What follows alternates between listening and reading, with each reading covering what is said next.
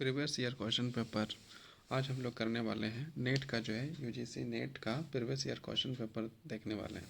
जैसे आपको यहाँ पर दिख ही रहा है कि ये जो क्वेश्चन आपको हम लोग यहाँ करेंगे ये 2019 और 2014 दोनों में जो पूछा गया, मतलब कि क्वेश्चन जो है कि रिपीटेड भी होता है।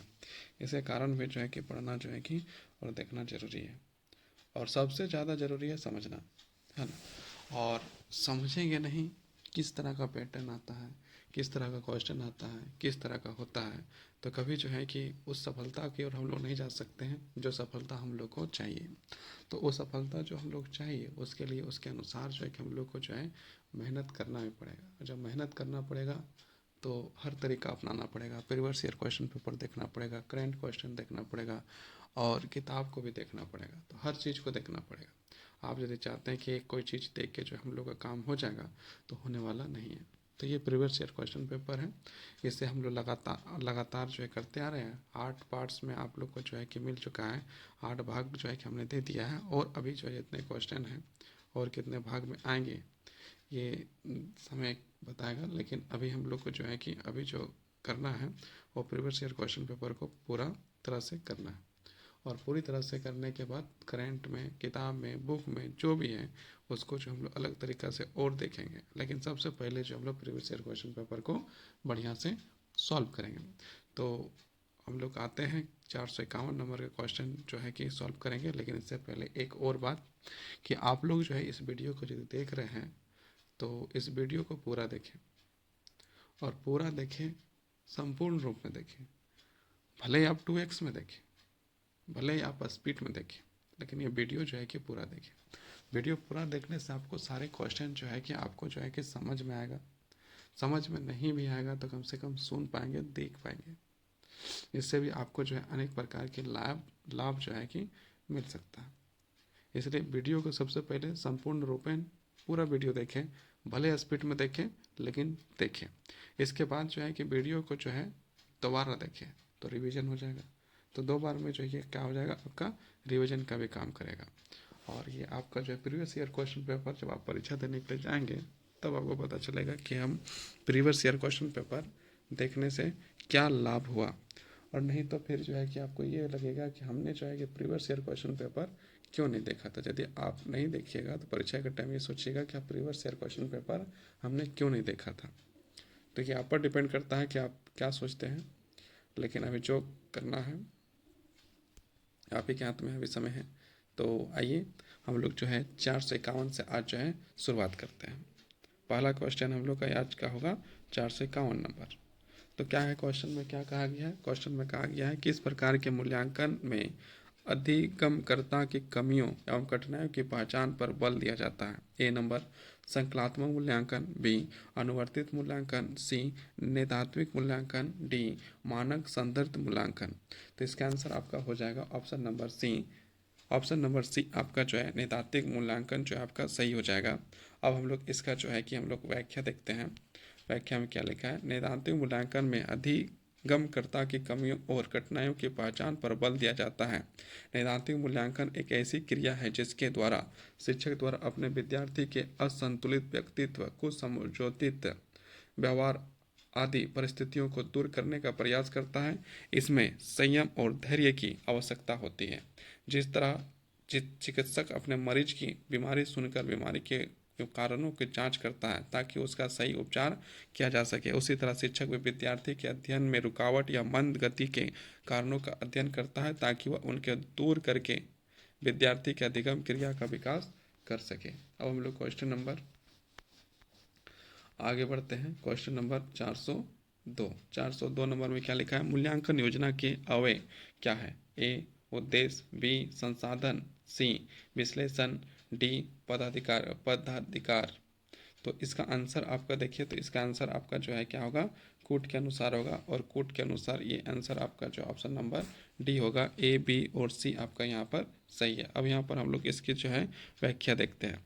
क्या लिखा है? मूल्यांकन में न केवल छात्रों की प्रगति और उपलब्धि का मापन किया जाता है बल्कि अध्यापन सामग्री और लेन देन में प्रयुक्त विधियों का प्रभावशीलता को भी परखा जा सकता है। मूल्यांकन से संबंधित तैयार की गई योजना को मूल्यांकन योजना कहते हैं। मूल्यांकन योजना के अंतर्गत निम्नलिखित अवयव का समावेश होता है। यहाँ पर देखिए क्या क्या है ना। पहले शिक्षण उद्देश्य, यहाँ ट्रायंगल बना है, अधिगम क्रियाएं, व्यवहार परिवर्तन, मूल्यांकन प्रक्रिया, ये सारी चीज। अब यहाँ पर आपका जो है देखिए, अब हम लोग नेक्स्ट क्वेश्चन की ओर बढ़ते हैं। नेक्स्ट क्वेश्चन क्या है, 453 हम लोग का अगला क्वेश्चन है। निम्नलिखित में से कौन सा मूल्यांकन को इंगित करता है। ए, राम को 200 से 45 अंक प्राप्त हुए। मोहन को अंग्रेजी में 38% अंक प्राप्त हुए। श्याम को अंतिम परीक्षा में अंतिम श्रेणी प्राप्त हुए। और डी नंबर उपयुक्त में सभी। तो इसका आंसर आपका हो जाएगा option number C. Option number C हो जाएगा। अब हम लोग इसकी व्याख्या देखते हैं। प्रयत्नों की सफलता, असफलता या आंशिक सफलता जिस कारण एवं जिस प्रकार पता लगाया जाता है उसी का नाम मूल्यांकन है।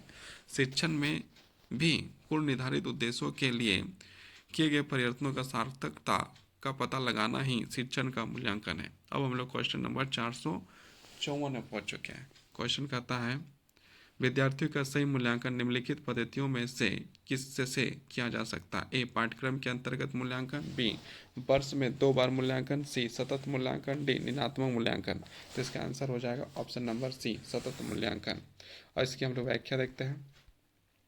विद्यार्थी का सही मूल्यांकन सतत मूल्यांकन पद्धति से किया जा सकता है। प्रयत्नों की सफलता, असफलता या आंशिक सफलता जिस कारण एवं जिस प्रकार का पता लगाया जाता है उसी का नाम मूल्यांकन है।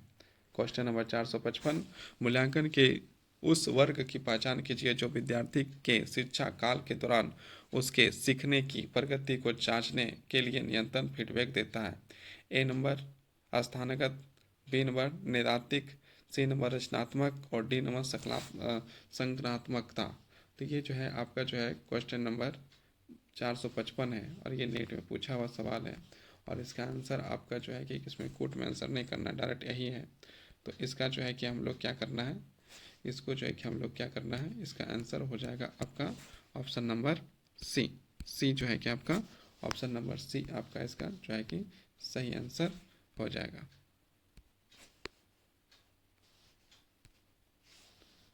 रचनात्मकता जो है कि आपका ऑप्शन नंबर सी जो है ये सही हो जाएगा। ये 2014 में पूछा गया सवाल है। इसकी हम लोग व्याख्या देखते हैं। विद्यार्थी के शिक्षा काल के दौरान उनके सीखने की प्रगति को जांचने के लिए निरंतर फीडबैक देना रचनात्मक मूल्यांकन कहलाता है।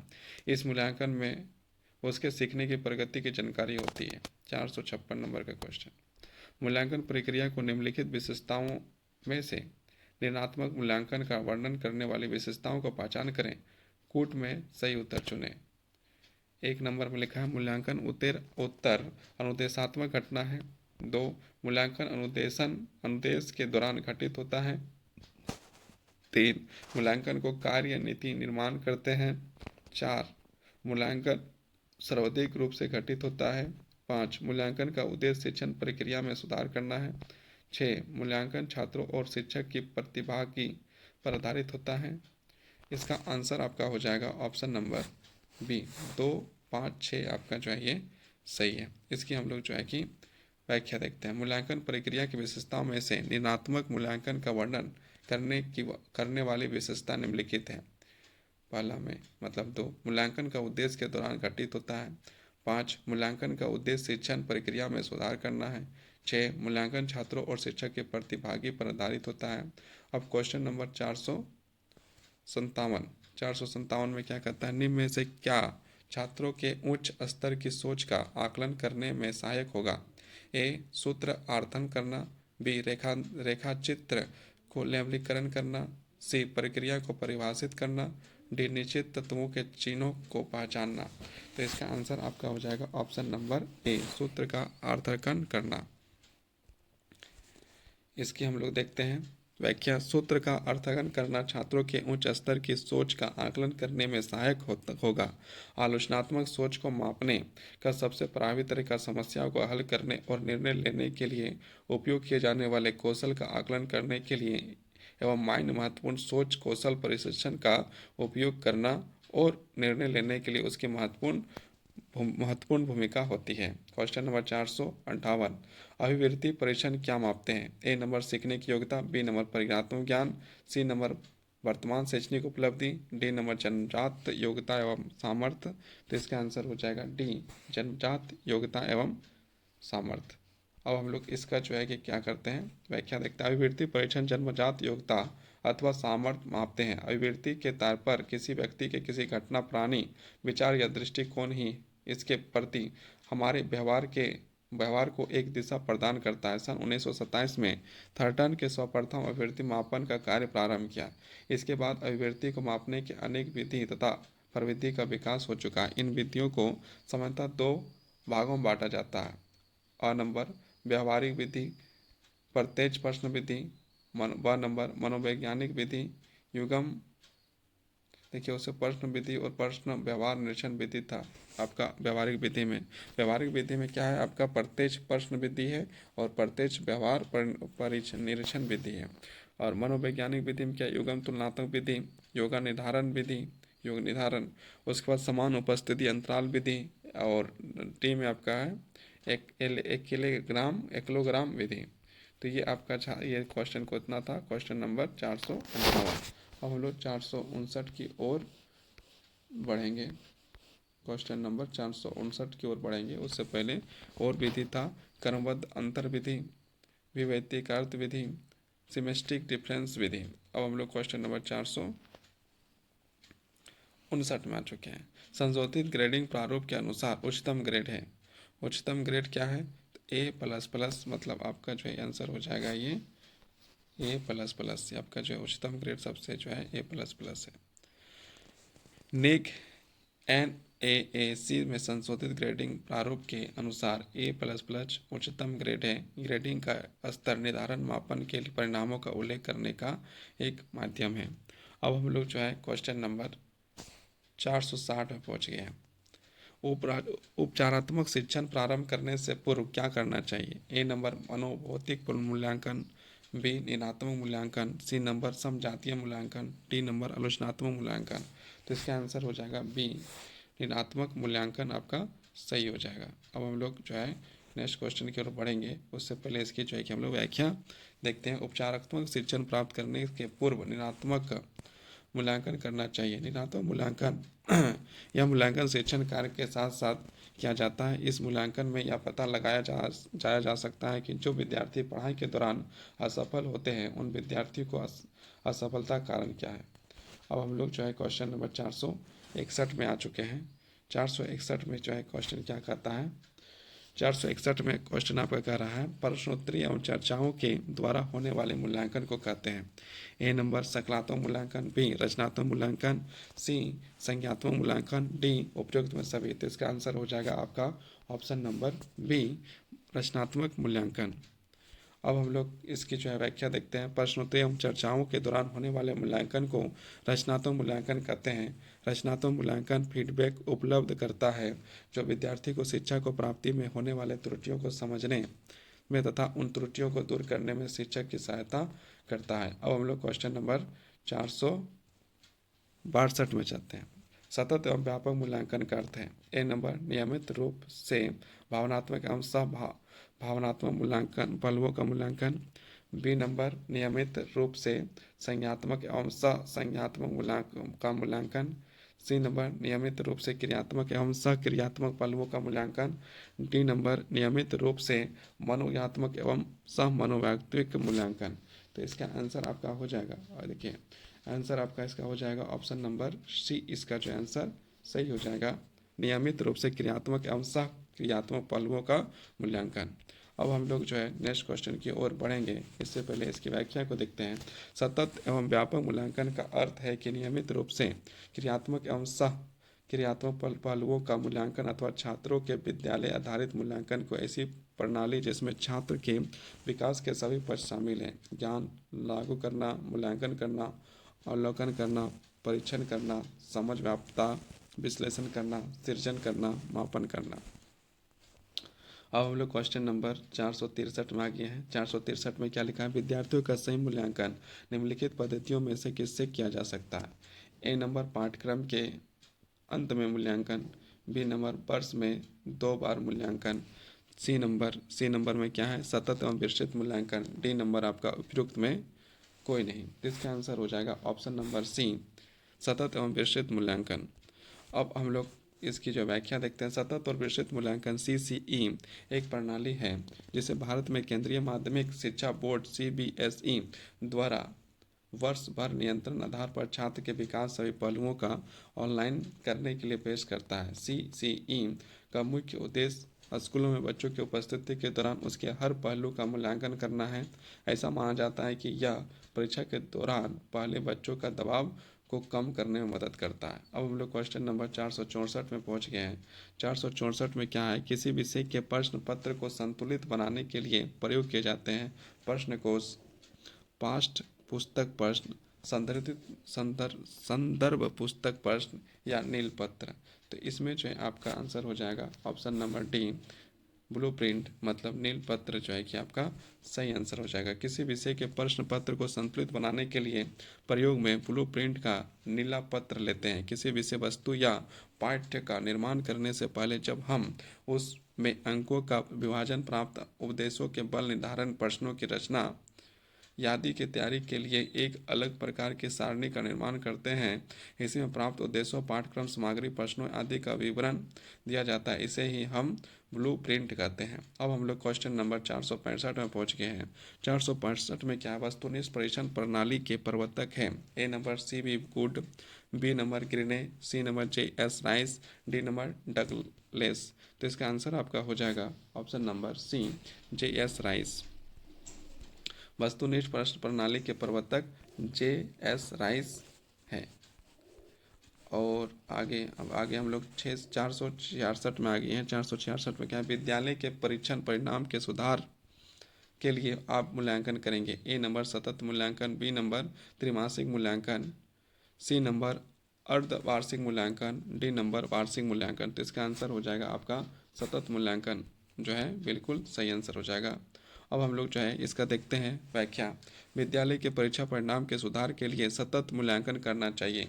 सतत एवं व्यापक मूल्यांकन, सतत एवं व्यापक मूल्यांकन छात्रों के विकास में समस्त क्षेत्रों का सतत एवं नियमित आकलन है, जिसमें विभिन्न विधियों एवं उपकरणों के माध्यम से छात्रों का आकलन किया जाता है।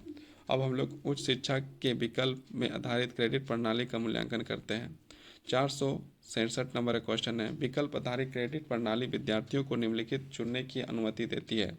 अंत विषय, कौशल उन्मुख पेपर, मुक्त पुस्तक परीक्षा, सूचीकरण सेवाएं। अब यहाँ पर कुट में आंसर है और कुट के आंसर के अनुसार आपका आंसर नंबर ए जो है आपका सही हो जाएगा। मतलब A, B और C जो है आपका जो दिया गया था वो सही है। अब इसकी व्याख्या देखते हैं। विश्वविद्यालय अनुदान आयोग ने केंद्रीय, राज्य और मानित विश्वविद्यालयों द्वारा प्रदान किए जाने वाले क्रेडिट प्रणाली के तहत सभी स्नातक और स्नातकोत्तर स्तर की डिग्री, डिप्लोमा और प्रमाण पत्र कार्यक्रम के लिए चॉइस बेस्ड क्रेडिट सिस्टम को अपनाने का दिशा निर्देश तैयार किया है। चॉइस बेस्ड क्रेडिट सिस्टम छात्रों को वैकल्पिक पाठ्यक्रम के रूप में कई पेपर से कुछ को चुनने का अवसर देता है। यह है अध्ययन के अनुशासन के लिए सहायक अंतर विषय। दूसरा, एक विस्तृत क्षेत्र में प्रदान करना। 3 नंबर अन्य विषय के संपर्क में सहायक। 4 नंबर छात्र दक्षता कौशल विस्तार, कौशल उन्मुख। अब हम लोग क्वेश्चन नंबर 468 में आ गए हैं। अवर स्नातक स्तर के चयन आधारित क्रेडिट प्रणाली CBSE निम्नलिखित शामिल है। 1 में कोर्स, 2 में ऐच्छिक कोर्स, योग्यता संवर्धन कोर्स, पर्यावरण शिक्षा कोर्स, अंग्रेजी संप्रेषण कोर्स। इसका आंसर आपका हो जाएगा ऑप्शन नंबर ए, आपका जो है सही हो जाएगा। 1, 2 और 3 इसका जो है सही आंसर हो जाएगा। अब हम लोग इसकी जो है व्याख्या देखते हैं। चयन आधारित क्रेडिट प्रणाली का एक शैक्षणिक प्रतिमान है जो विद्यार्थी को उसकी इच्छा अनुसार विषय या पाठ्यक्रम चुनने का अवसर प्रदान करता है। CBS द्वारा 3 प्रकार के पाठ्यक्रम उपलब्ध कराए जाते हैं। मूल कोर्स, ऐच्छिक कोर्स, बुनियादी कोर्स, मतलब योग्यता संदर्भ कोर्स। अब हम लोग 469 में आ गए हैं। CBCS का मुख्य लाभ है। ए नंबर शिक्षक केंद्रित शिक्षा से छात्र केंद्रित शिक्षा पर केंद्र बिंदु का आगमन। बी नंबर मूल्य आधारित शिक्षा पर ज़्यादा जोर। सी नंबर आजीवन अधिगम हेतु छात्रों को तैयार करना। डी नंबर सभी के लिए समान पाठ्यक्रम। और ई नंबर नैतिकता का अर्जित करना। इसका आंसर आपका हो जाएगा ऑप्शन नंबर डी जो है कि आपका सही हो जाएगा, मतलब ए और ई जो है आपका सही है। और इसका व्याख्या देखते हैं। CBCS का मुख्य लाभ शिक्षक केंद्रित शिक्षा से छात्र केंद्रित शिक्षा पर केंद्र बिंदु का आगमन और श्रेयस्तर का नयता अर्जित करना, ये दो जो है आपके सही हो जाएगा। अब हम लोग 470 में पहुंच गए हैं। 470 में क्या लिखा है? यूजीसी ने सभी उच्च शिक्षा संस्थानों के लिए CBSS आरंभ किया है ना। मतलब फिर से एक बार क्वेश्चन देखते हैं। यूजीसी ने सभी उच्च शिक्षा संस्थानों के लिए CBCS आरंभ किया है क्योंकि क्योंकि क्योंकि यहाँ पर 4 ऑप्शन है, उसमें से आपको सही करना है। क्योंकि तो ए नंबर दिया मूल्यांकन पर इसे प्रदर्शित आधारित मूल्यांकन को कड़ाई से लागू किया जा सके। बी में इसे देश भर में एक समान पाठ्यक्रम तैयार करना है। सी नंबर या लचीलेपन का स्वीकार करने की आवश्यकता ताकि छात्र अपनी रुचि में कोर्स चुने। और डी नंबर मूल्यांकन पर पारदर्शिता व समरूपता लाई जा सके। इसका आंसर हो जाएगा ऑप्शन नंबर सी, आपका जो है कि आंसर सही हो जाएगा। अब हम लोग जो है कि इसकी जो है कि हम लोग व्याख्या देखते हैं। यूजीसी एक उच्च संस्था जो शिक्षा में नई तकनीकी या विधि का विकास कर शिक्षा प्रभावी बनाने का कार्य करती है। उसमें से एक CBS का तात्पर्य है चयन आधारित क्रेडिट प्रणाली। यूजीसी ने सभी उच्च संस्थानों के लिए CBCS आरंभ किया है क्योंकि यहाँ लचीलेपन को स्वीकार करने की आवश्यकता है ताकि छात्र अपनी रुचि के कोर्स चुन सके। अब 471 नंबर का हम लोग जो है पहुंच चुके हैं। 471 में क्या कहता है? CBCS इज, मतलब CBS है क्या है? ए नंबर चयन आधारित क्रेडिट प्रणाली, बी नंबर क्रेडिट आधारित चयन प्रणाली, मानदंड आधारित चयन प्रणाली, मापदंड आधारित विश्वसनीय प्राप्ति। तो इसका आंसर हो जाएगा आपका, इसका आंसर ऑप्शन नंबर ए चयन आधारित क्रेडिट प्रणाली सही हो जाएगा। अब हम लोग इसकी व्याख्या को देखते हैं। CBCS छात्रों की ओर वैकल्पिक मामूली या कौशल आधारित पाठ्यक्रमों को निर्धारित पाठ्यक्रम में पाठ चुनने का अवसर प्रदान करता है। पाठ्यक्रमों का मूल्यांकन ग्रेडिंग प्रणाली का अनुसरण करते हुए किया जा सकता है जिसे प्रारंभिक अंक प्रणाली से बेहतर माना जाता है। CBCS का पूरा नाम चॉइस बेस्ड क्रेडिट सिस्टम विकल्प आधारित क्रेडिट प्रणाली है। अब 472 नंबर क्वेश्चन में हम लोग आ चुके हैं। CBCS में योग्यता संवर्धन पाठ्यक्रम दो प्रकार के होते हैं। वे हैं ए योग्यता संवर्धन अनिवार्य पाठ्यक्रम, बी कौशल संवर्धन अनिवार्य पाठ्यक्रम, सी योग्यता संवर्धन वैकल्पिक पाठ्यक्रम, डी कौशल संवर्धन वैकल्पिक पाठ्यक्रम, ई कौशल संवर्धन पाठ्यक्रम। अब नीचे दिया है कूट में जो है आपका आंसर हो जाएगा, आंसर नंबर सी आपका जो है सही हो जाएगा। ए और ई जो है आपका सही है। इसकी हम लोग व्याख्या देखते हैं। व्याख्या क्या है? CBCS में योग्यता संवर्धन पाठ्यक्रम दो प्रकार के होते हैं। वे हैं योग्यता संवर्धन अनिवार्य पाठ्यक्रम और ई है कौशल संवर्धन पाठ्यक्रम। अब हम लोग 473 में पहुंच चुके हैं। 473 में क्या लिखा है? CBCS अपने विद्यार्थियों को निम्नलिखित में से कोर्स चुनने का अवसर प्रदान करता है। ए नंबर मूल कोर्स, बी नंबर पर्यावरणीय शिक्षा, सी नंबर ऐच्छिक course, D number computer course और आपका ई नंबर योग्यता संवर्धन कोर्स। अब इसका जो है कि हम लोग जो है कि इसको भी आंसर आपको करना है, कोड के अनुसार इसका आंसर करना है। तो इसका आंसर हो जाएगा आपका ऑप्शन नंबर बी, आपका सही आंसर हो जाएगा।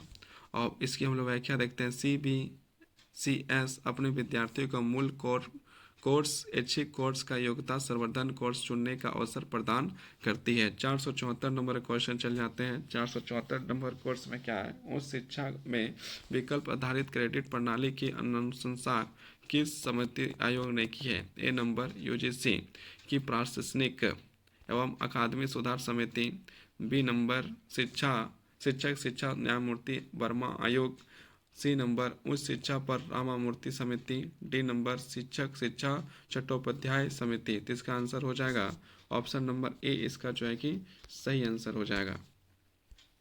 अब हम लोग नेक्स्ट क्वेश्चन की ओर बढ़ते हैं। नेक्स्ट क्वेश्चन की ओर बढ़ने से पहले इसकी व्याख्या को देखते हैं। उच्च शिक्षा में विकल्प आधारित क्रेडिट प्रणाली की अनुशंसा यूजीसी की प्रशासनिक एवं अकादमिक सुधार समिति ने की है। यह वर्ष 2015 में प्रारंभ किया गया है। इस सुधार के अंतर्गत 1 से 10 सूत्री पैमानों पर आधारित एक मानकीकृत मूल्यांकन और क्रेडिट योजना की शुरुआत की गई है। 475 नंबर का क्वेश्चन हम लोग करते हैं। 475 में क्या लिखा है, निम्नलिखित में से क्या विकल्प आधारित क्रेडिट प्रणाली की विशेषता नहीं है। ए नंबर, यह संख्यात्मक मूल्यांकन पर बल देती है। बी नंबर, विद्यार्थियों के अध्ययन कोर्स के चुनाव में अधिक लचीलापन प्रदान करती है। सी नंबर, इसमें एक संस्थान के दूसरे में स्थानांतरित होने में विद्यार्थियों को आसानी होती है। डी नंबर, विद्यार्थियों को अपनी गति पर सीखने का अवसर प्रदान होता है। तो इसका आंसर आपका हो जाएगा ऑप्शन नंबर ए, आपका जो है किसका सही आंसर हो जाएगा। यह संख्यात्मक मूल्यांकन पर बल देती है, ये आपका जो है सही आंसर है। अब हम लोग जो है कि नेक्स्ट क्वेश्चन की ओर बढ़ते हैं। इससे पहले इसका जो है कि हम लोग जो है क्या करते हैं, इसकी व्याख्या करते हैं। विश्वविद्यालय अनुदान आयोग ने विकल्प आधारित क्रेडिट प्रणाली कार्यक्रम के साथ एकजुट होना प्रारंभ कर दिया है, जिसमें छात्रों के पास निर्धारित पाठ्यक्रमों का चयन करने का विकल्प होता है। इससे छात्र अपने अनुसार सीखते हैं। या संपूर्ण मूल्यांकन विकल्प आधारित क्रेडिट प्रणाली पर आधारित होती है। इसका मूल विचार छात्रों की जरूरतों को ध्यान में रखना, ताकि भारत और विदेशों में उच्च शिक्षा का विकास के साथ साथ आधुनिकता बनी रहे। विकल्प आधारित क्रेडिट प्रणाली की विशेषता निम्न है। या विद्यार्थियों के अध्ययन कोर्स का चुनाव में अधिक लचीलापन प्रदान करती है। इसमें एक संस्थान से दूसरे स्थानांतरित होने के विद्यार्थियों को आसानी होती है। विद्यार्थियों को अपनी गति में सीखने का अवसर प्राप्त होता है। इसके 3 मुख्य पाठ्यक्रम हैं, मूल, वैकल्पिक और बुनियादी। एक प्रभावी और संतुलित परिणाम प्रदान करने के लिए तीनों मुख्य पाठ्यक्रमों का मूल्यांकन और उपयोग किया जाता है। अब हम लोग क्वेश्चन नंबर 476 में आ गए हैं, जिसमें हम लोग का विकथन दिया है। तो विकथन 1 में आपका क्या क्या है, किसी व्यक्ति अथवा समूह की योग्यता, ज्ञान, दक्षता तथा अनुभव के घटकों को उपलक्षित करती है। 2 में कहा गया है, किसी व्यक्ति या समूह के तत्परता, आत्मविश्वास, वचनबद्धता तथा अभिप्रेरणा का घटकों का उपेक्षित करती है। इसका आंसर आपका हो जाएगा ऑप्शन नंबर ए, आपका जो है सही हो जाएगा। कथन 1 और 2 दोनों जो है क्या है, सत्य है। ये जो है आपका 2020 में पूछा गया था। दोनों कथन सत्य है। ज्ञान, दक्षता, अनुभव के द्वारा योग्यता और आत्मविश्वास, वचनबद्धता, अभिप्रेरणा के द्वारा व्यक्ति अपनी समूह की तत्परता को निर्माण होता है। अब हम लोग क्वेश्चन नंबर 477 में आ गए हैं। एक महाविद्यालय का शिक्षक अभिप्रेरक प्रतिभाग की गति को बढ़ावा देने के लिए प्रश्न पहली सत्र को अपनाता है। यह मूल्यांकन के किस प्रकार के रूप में लिया जाता है। ए नंबर, संकल्पात्मक मूल्यांकन। बी नंबर, निष्कर्ष आधारित मूल्यांकन। सी नंबर, निरात्मक मूल्यांकन। डी नंबर, निरात्मक मूल्यांकन। तो इसका आंसर आपका हो जाएगा ऑप्शन नंबर सी, आपका जो है निरात्मक मूल्यांकन सही हो जाएगा। अब इसकी हम लोग व्याख्या देखते हैं। व्याख्या में क्या लिखा है, एक महाविद्यालय एवं शैक्षणिक अभिप्रेरक प्रतिमान की गति को बढ़ावा देने के लिए प्रश्न पहले सत्र की अपनाता है। इस प्रकार मूल्यांकन कार्य निरात्मक मूल्यांकन के अंतर्गत किया जाता है। निरात्मक मूल्यांकन विकासोन्मुखी होता है, निरात्मक मूल्यांकन नहीं। इसका प्रयोजन विद्यार्थियों के अधिगम और अध्यापन के सुधारना होता है। कक्षा में जांच के लिए चाहे इकाई परीक्षण हो, औपचारिक परीक्षण हो, पढ़ाते समय पूछे गए प्रश्न हो, गृह कार्य हो अथवा अध्यापक द्वारा उत्तरों पर आधारित जानकारी हो, ये सभी निरात्मक मूल्यांकन को श्रेणी में आते हैं और इसका प्रयोग क्रेडिट में नहीं होता है। अब 478 नंबर का क्वेश्चन हो गया है। 478 में क्या है, निम्नलिखित में से अधिकतम निष्पादन परीक्षण का कौन सा उदाहरण है। ए नंबर, परीक्षण व्यक्तित्व परीक्षण। बी नंबर, रुचि तालिका। सी नंबर, अभिरुचि परीक्षण। डी नंबर, अभिवृत्ति मापनी। तो इसका आंसर आपका हो जाएगा ऑप्शन नंबर सी, अभिरुचि परीक्षण आपका सही आंसर हो जाएगा। अब हम लोग देखते हैं इसका व्याख्या। अभिरुचि परीक्षण अधिगम निष्पादन परीक्षण का उदाहरण है। अभिक्षमता परीक्षण वह होता है जिसकी रचना किसी विशेष प्रकार की तथा समिति क्षेत्र की क्रिया करने की बीजभूत योग्यता के मापने हेतु की जाती है। क्षमता मापन के लिए अभिक्षमता परीक्षण का प्रयोग किया जाता है। प्रकृति के आधार पर अभिक्षमता परीक्षण 3 प्रकार के होते हैं। 1 नंबर, सामान्य अभिक्षमता परीक्षण। 2 नंबर, भेदक अभिक्षमता परीक्षण। 3 नंबर, विशिष्ट अभिक्षमता परीक्षण। अब हम लोग क्वेश्चन नंबर 479 में आ गए हैं। 479 में क्या लिखा है, सर्वाधिक आसान अभिवृद्धि स्केल को जो एक समानकृत कोट निर्धारित स्केल होता है कहलाता है। A, Guttman scale. B, Likert scale. C, thought scale और डी MLA स्कोर। तो इसका आंसर हो जाएगा option number B, discuss scale जो है इसका सही आंसर हो जाएगा। अब हम लोग इसकी व्याख्या देखते हैं। सर्वाधिक आसान अभिव्यक्ति स्केल जो एक समाकलित कोट निर्धारण स्केल होता है लीड्स स्केल कहलाता है। लीड्स स्केल की लीड्स मापनी के नाम से भी जाना जाते हैं। आवृत्ति को मापने के लिए संबंध में थर्स्टन लेक्शन का पैमाना अधिक प्रदत्त है। लेक्शन की आवृत्ति का मापन विधि निम्नलिखित प्रमुख लक्षण है। 1 नंबर, इस विधि के आधार पर आवृत्ति मापने की रचना आसानी से हो सकती है। 2 नंबर, इसमें प्रचुर केवल 5 बिंदु पैमाने पर देना होता है। 3 नंबर, इस विधि के प्रयोग में समय एवं श्रम की बचत होती है। 4, यह विश्वसनीय विधि है। 480, निम्नलिखित सामग्री का सही मूल्यांकन निम्न में से किस पर आधारित नहीं होना चाहिए। ए नंबर, भाषीय व्यक्ति। बी नंबर, तार्किक प्रस्तुति। सी नंबर, जो पढ़ा गया है उसे पुनः प्रस्तुत करने की क्षमता। डी नंबर, विषय का परिज्ञान। तो इसका आंसर हम लोग देखते हैं, इसका आंसर क्या हो जाएगा। तो इसका आंसर आपका जो है कि आंसर नंबर सी जो है आपका सही हो जाएगा। तो 480 का जो है कि जो पढ़ा जा गया है उसे पूर्ण प्रस्तुत करने की क्षमता, ये आंसर आपका सही हो जाएगा। ये 2009 में पूछा गया था। अब हम लोग का जो है इसकी व्याख्या देखते हैं। आप कितना भी लिखित सामग्री का अध्ययन करें, जब तक उसको प्रस्तुत नहीं कर पाते हैं तब तक लिखित सामग्री का सही मूल्यांकन नहीं होता है।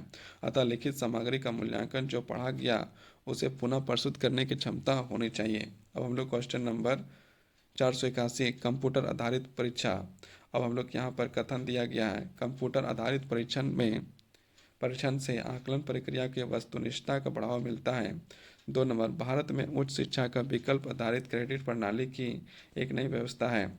इसका आंसर आपका हो जाएगा ऑप्शन नंबर ए, मतलब 1 और 2 दोनों जो है कि आपका सही है। कंप्यूटर आधारित परीक्षण में आकलन प्रक्रिया में वस्तुनिष्ठता को बढ़ावा मिलता है। भारत में उच्च शिक्षा के विकल्प आधारित क्रेडिट प्रणाली एक नई व्यवस्था है। अतः दोनों कथन 1 और 2 दोनों सत्य हैं। अब हम लोग 482 में पहुंच गए हैं। 482 में क्या, जब एक उत्तरदाता के स्वयं को मापे जाने की जानकारी होती है तो उसके व्यवहार पर इसके प्रभाव को क्या कहा जाता है। ए नंबर, आत्मचेतना। बी नंबर, प्रतिक्रियात्मकता। सी नंबर, कृत्रिमता। डी नंबर, तादात्म्य प्रभाव। तो इसका आंसर आपका हो जाएगा आंसर नंबर बी जो है आपका इसका सही हो जाएगा, प्रतिक्रियात्मकता। अब जो है हम लोग इसकी व्याख्या देखते हैं। जब एक उत्तरदाता को स्वयं को मापे जाने की जानकारी होती है तो उसके व्यवहार पर इसके प्रभाव के प्रतिक्रियात्मक कहा जाता है। अतः विकल्प बी जो है सत्य होगा। अब हम लोग नेक्स्ट क्वेश्चन की ओर बढ़ते हैं और नेक्स्ट क्वेश्चन भी अभिकथन है। तो अभिकथन 1 पढ़ते हैं। व्यवहार के भावनात्मक और क्रियात्मक अनुक्षेत्रों एवं केंद्रित मूल्यांकन प्रक्रिया में कंप्यूटर आधारित परीक्षण एवं उच्च विश्वसनीय और वैधता सुनिश्चित करता है। 2 में आपका क्या, अभिकृतित अनुदेशात्मक प्रतिमानों के रूप में सहायक सामग्रियों में अधिगम को अधिगमतम करने की भारी संभावना होती है। इसका आंसर हो जाएगा ऑप्शन नंबर डी आपका जो है कि सही हो जाएगा। और डी में क्या कहता है, डी में कहता है कथन 1 सही नहीं है किंतु 2 जो है आपका सही है। अब इसकी व्याख्या को देखते हैं। कथन 1 सही है, यहाँ पर क्या था जी, है ना, कथन 1 सही नहीं है किंतु कथन 2 सही है ना। अब हम लोग जो है कि अगला देखते हैं। 484 क्या है, अनुदेशात्मक लक्ष्यों को पूरा करने के लिए सेवा का प्रयोग की गई तकनीकों का नेटवर्क अनुदेशात्मक तकनीकी है। और 2 में कहा गया है, यदि व्यक्तित्व विकास शिक्षा का लक्ष्य है तो कंप्यूटर एडेड शिक्षण अध्यापक को प्रतिस्थापित कर सकता है। इसका आंसर आपका होगा, यहाँ पर 4 दिए गए हैं जिसमें से 1 जो आपका सही होगा। तो 1 जो है कौन सा सही होगा, तो ऑप्शन नंबर सी जो है आपका क्या होगा, सही होगा। सी नंबर ऑप्शन में क्या कहता है, कथन 1 सत्य है किंतु कथन 2 जो है आपका क्या है, गलत है। तो कथन 1 जो है क्या आपका सत्य है। अब हम लोग जो है नेक्स्ट क्वेश्चन की ओर बढ़ेंगे, उससे पहले हम लोग इसकी व्याख्या को देखते हैं। कथन 1 सत्य है किंतु कथन 2 गलत है। शिक्षा का उद्देश्य जो भी हो, कंप्यूटर से जुड़े निर्देश शिक्षकों को प्रतिस्थापित नहीं कर सकते हैं। शिक्षण अधिगम प्रक्रिया 2 मार्ग की ओर से चलने वाली प्रक्रिया है। इसके लिए सदैव वक्ता और स्वतः का आवश्यकता होता है। कई तकनीकी शिक्षा प्रणाली के संस्थान ले रही है किंतु उसे चलाने के लिए एक निर्देशक के रूप में किसी विशेषज्ञ की आवश्यकता होती है। अब हम लोग क्वेश्चन नंबर 485 आगे हैं। निम्नलिखित व्यक्तित्व में कौन सही है? तो इसका आंसर हो जाएगा आपका ऑप्शन नंबर ए, पाठ्यक्रम पाठ्य विचरण का अंग जो है आपका सही कहलाएगा। अब इसकी व्याख्या को देखते हैं। पाठ्यक्रम पाठ्य विवरण का अंग किसी तरह की शिक्षा अवस्था प्रशिक्षण के लिए निर्धारित विषयों उपविषयों एवं संबंधित सामग्रियों व्यवस्थित एवं प्रारूप प्रश्न का पाठ्यक्रम सिलेबस कहलाता है।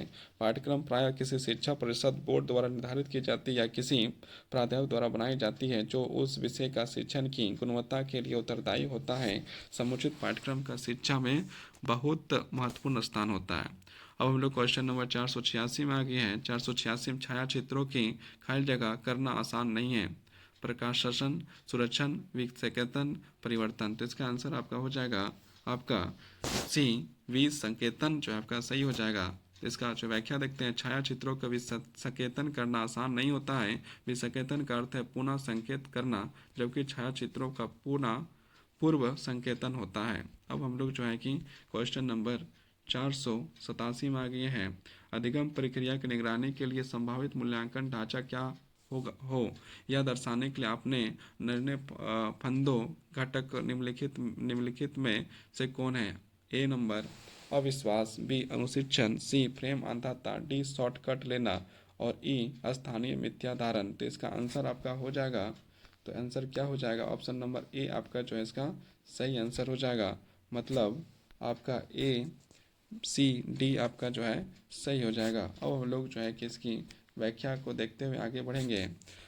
अविश्वास, प्रेम, अधनता, शॉर्टकट लेना एवं शर्मिलापन आदि अधिगम प्रक्रिया का निगरानी के लिए समृद्ध मूल्यांकन को ढांचा प्रभावित करने वाले कारक हैं।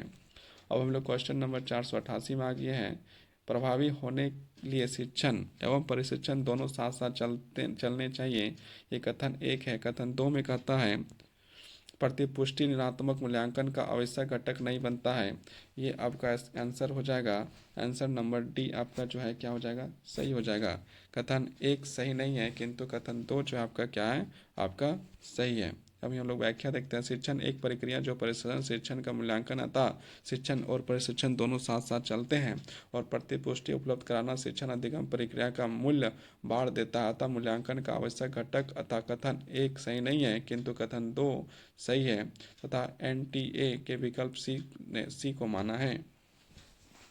अब हम लोग क्वेश्चन नंबर 489 में पहुंच गए हैं। 489 में बोलता है महाविद्यालय स्तर की शिक्षा आत्मसंगत सुस्थिति निश्चित करने की दृष्टि से छात्रों को अभिप्रेरित एवं प्रोत्साहित करने के प्रभावित लाने के लिए अध्यापक में निम्नलिखित कौन सा बौद्धिक गुण संप्रेषित करने की आवश्यकता है? ऑप्शन ए संज्ञानात्मक बुद्धि संबंधित, बी भावनात्मक बुद्धि संबंधित, सी सामाजिक बुद्धि संबंधित, डी आध्यात्मिक बुद्धि संबंधित। तो इसका आंसर आपका हो जाएगा, इसका आंसर क्या हो जाएगा? इसका आंसर आपका जो है कि बी जो है आपका सही हो जाएगा। बी नंबर का ऑप्शन जो है आपका क्या है? भावनात्मक बुद्धि संबंधित आपका जो है कि सही आंसर हो जाएगा। अब हम लोग जो है कि नेक्स्ट क्वेश्चन की ओर बढ़ते हैं। नेक्स्ट क्वेश्चन क्या लिखता है उससे पहले हम लोग जो है कि इसकी व्याख्या को देखते हैं। व्याख्या में क्या लिखा है? महाविद्यालय की शिक्षा आत्मसंगत सुव्यवस्थित निश्चित करने की दृष्टि से छात्रों के अभिप्रेरित एवं प्रोत्साहित करने में प्रभावित लाने के लिए अध्यापक में भावनात्मक बुद्धि संबंधित बौद्धिक गुण संयोजित करने की आवश्यकता है। यह न केवल छात्रों की योग्यता बढ़ाता है बल्कि उसको स्व जागरूक होने के में सहायता करती है, जिससे वह अपनी भावनाओं को जान सके तथा अपने मनोवेग को संयमित कर सके। अब हम लोग क्वेश्चन नंबर 490 में पहुंच गए हैं। निम्नलिखित में से कौन सा वर्तमान में शिक्षा प्रणाली नवाचार का घोतक है? ए नंबर समष्टीकरण प्रणाली, बी नंबर परियोजना आधारित मूल्यांकन, सी नंबर विकल्प आधारित क्रेडिट प्रणाली, डी नंबर उद्देश्य आधारित मूल्यांकन। तो इसका आंसर हो जाएगा ऑप्शन नंबर सी आपका जो है सही हो जाएगा। ऑप्शन नंबर सी इसका क्या है? आपका सही आंसर है। अब इसकी हम लोग व्याख्या को देखते हैं। व्याख्या में क्या लिखा है? विकल्प आधारित क्रेडिट प्रणाली वर्तमान शिक्षा प्रणाली के नवाचार का घोतक है। यह प्रणाली शिक्षक केंद्रित से अधिगम करता केंद्रित शिक्षण की ओर ले जाता है या विद्यार्थियों के लचीलापन प्रदान करती है और उन्हें अंतर्वैश्विक तथा अंतर्वैश्विक कार्यक्रम का उपलब्ध कराता है। 1991 नहीं 491 नंबर का क्वेश्चन हम लोग देखते हैं जो मैचिंग है, और मैचिंग हम लोग सीधे कहाँ करेंगे? व्याख्या में जाके करेंगे। तो व्याख्या में लाते हैं। तो क्या है इसका जो है कि एक साइड आपका दिया था माप का पैमाना और दूसरा दिया था चित्रण। तो नामित आपका जो वर्गीकरण हो जाएगा, कर्मित आपका वर्गीकरण और कर्म हो जाएगा, अंतराल जो आपका वर्गीकरण कर्म हो जाएगा, और अनुपात जो है आपका जो है वर्गीकरण कर्म इकाई और समानता और निपेज का जो हो जाएगा। तो ये आपका हो गया क्वेश्चन नंबर 491। अब जो है 92 में भी जो है कि आपको मैचिंग दिया, तो मैचिंग हम लोग सीधे यहाँ पर करते हैं। मापनी के प्रकार और विशेषताएं, यहाँ पर आपका मापनी केवल वर्गीकरण, कर्मिक आपका वर्गीकरण और कर्म, और अंतराल जो आपका वर्गीकरण कर्म और समान इकाई, और आपका अनुपात जो है वर्गीकरण कर्म और समान इकाई और निष्पक्ष शून्य हो जाएगा। अब हम लोग नेक्स्ट क्वेश्चन की ओर बढ़ते हैं। नेक्स्ट क्वेश्चन 493 बोलता है, विद्यार्थियों के प्रस्तुति में रचनात्मक कौशल और सृजनात्मक के प्रभावी मूल्यांकन को निम्नलिखित में से किस परख प्रशिक्षण द्वारा किया जाता है। ऑप्शन ए में दिया वस्तुनिष्ठ प्रकार का जांच, निबंध प्रकार का जांच, लघु उत्तर जांच या परिवेश जांच। तो इसका आंसर हो जाएगा ऑप्शन नंबर बी, निबंध प्रकार का जांच। इसके हम लोग देखते हैं, विद्यार्थियों के प्रस्तुत रचनात्मक कौशल और सृजनात्मक प्रभावी मूल्यांकन करने के लिए निबंध प्रकार के जांच द्वारा परख प्रशिक्षण किया जाता है। रचनात्मक मूल्यांकन शिक्षक को बताया है कि सीखे गए पाठ को शिक्षार्थी किस प्रकार से आत्मसात और उपयोग कर रहे हैं। रचनात्मक मूल्यांकन में प्रतिपुष्टि अर्थात फीडबैक तथा ऑनलाइन सम्मिलित रहता है। अब हम लोग जो है कि नेक्स्ट की ओर बढ़ते हैं।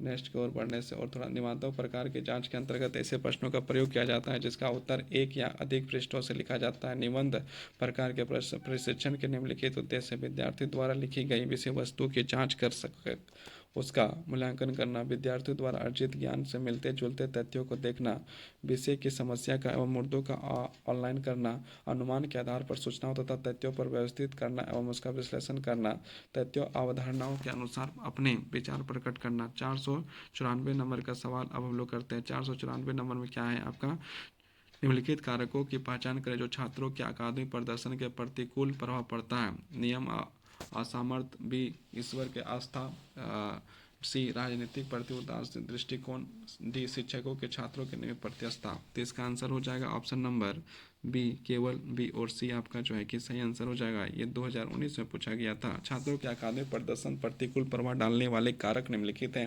ईश्वर में आस्था, राजनीतिक प्रति उदासीन दृष्टिकोण। इसके अतिरिक्त छात्रों के अकादमिक प्रदर्शन एवं प्रभावित करने वाले कारक बालकों का शारीरिक एवं मानसिक विकास, परिपक्वता, सीखने का समय का थकान, सीखने की इच्छा, प्रेरणा, सीखने के उचित वातावरण, अध्यापक और सीखने की प्रक्रिया, सीखने की विधि, पूर्ण सामूहिक एवं संबंध, संपूर्ण परिस्थिति। अब 95 नंबर का जो है कि 495 मूल आ चुके हैं।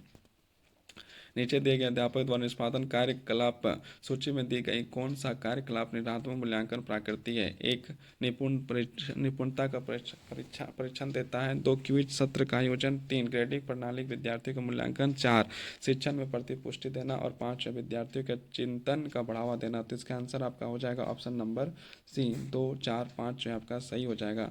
अब हम लोग यहाँ पर देखते हैं, निरंतर मूल्यांकन का प्रयोजन विद्यार्थियों के अधिगम और अध्यापन के सुधार ना होता। निरंतर मूल्यांकन विकासमुखी होता है, निर्माणात्मक नहीं होता। अर्थात निरंतर मूल्यांकन में शैक्षणिक क्रम का निर्धारित करने वाला होता है और हर संभव कोशिश करता है कि अध्यापन अधिगम को अच्छा बना सके। निम्नलिखित कार्यकलाप निर्वाहक मूल्यांकन की प्रकृति है। 1 नंबर क्विज सत्र का आयोजन। 2 नंबर शिक्षण प्रतिपुष्टि देना। 3 नंबर विद्यार्थियों के चिंतन को बढ़ावा देना। अब जो है 496 नंबर का जो है क्वेश्चन जो है कि हम लोग पढ़ रहे हैं। निदात्मिक मूल्यांकन का सुनिश्चित होता है। ए नंबर, अनुदेशन का प्रारंभ विद्यार्थियों का निष्पादन। बी, अनुदेशन के दौरान अधिगम में विद्यमान समस्याओं, कारणों और उसका समाधान। सी नंबर में आपका क्या है, सी अनुदेशात्मक उपलब्धि की भाषा। डी नंबर, अनुदेशात्मक पश्चात अधिगम में प्रकृति और विफलता। इसका आंसर हो जाएगा ऑप्शन नंबर बी, अनुदेशन के दौरान अधिगम और विद्यमान समस्याओं के कारणों का समाधान करना। इसका जो है 2019 में पूछा गया था। अनुदेशन के दौरान अधिगम की विद्यमान समस्याओं के कारणों और उसका समाधान निदात्मक मूल्यांकन से सुनिश्चित होता है। इसके अंतर्गत छात्र की समस्त परिस्थितियों का अवलोकन करके विशेष प्रभावों को ध्यान दिया जाता है। निदात्मक के अंतर्गत वस्तु निष्ठ विद्यार्थियों एवं प्रविधियों का प्रयोग किया जाता है। अब हम लोग जो है कि इसका जो है कि नेक्स्ट क्वेश्चन देखते हैं। Next question 497। एक ऐसे विद्यालय में जिसमें अनुत्तीर्ण संख्या की बहुत ज़्यादा है, शिक्षा के अकादमिक उद्देश्यों के प्राप्ति में पर्याप्त कठिनाइयों की संभावना वाले बाहर निकलने के लिए आप प्रश्न पत्र विकसित करना चाह सकते हैं। इसके लिए आपको ऐसा प्रश्न पत्र विकसित करना होगा जो आपकी व्यक्तित्व विद्यालय की विशेष सफलतापूर्ण अध्ययन करने की योग्यता और उत्तरपरता के अनुमान लगा सके। इस प्रकार के परीक्षणों का नाम है ए नंबर भविष्य सूचक परीक्षण, बी उपलब्धि परीक्षण, सी व्यवहार परीक्षण, डी विश्लेषणात्मक परीक्षण। तो इसका आंसर आपका हो जाएगा ऑप्शन नंबर ए भविष्य सूचक परीक्षण। इसका अब हम लोग देखते हैं व्याख्या। ऐसे विद्यालय जिसमें अवतरण की संख्या बहुत ज़्यादा हो, शिक्षा अकादमिक उद्देश्यों के प्राप्ति में पर्याप्त कठिनाइयों की संभावना वालों को बाहर निकालने के लिए हमें ऐसा प्रश्न विकसित करना होगा जो किसी व्यक्ति का विद्यालय विषय के सफलतापूर्वक अध्ययन करने की योग्यता और तत्परता का अनुमान लगा सके। तो इस प्रकार के परीक्षण का नाम भविष्य सूचक परीक्षण होगा। 498 दिनात्मक मूल्यांकन का लक्ष्य है विद्यार्थियों को अगले स्तर का बढ़ावा देना, बी सतत फीडबैक प्रदान, विद्यार्थियों के अधिगम की निगरानी, सी एक मानक अथवा बेंचमार्क के आधार पर विद्यार्थी के अधिगम की तुलना।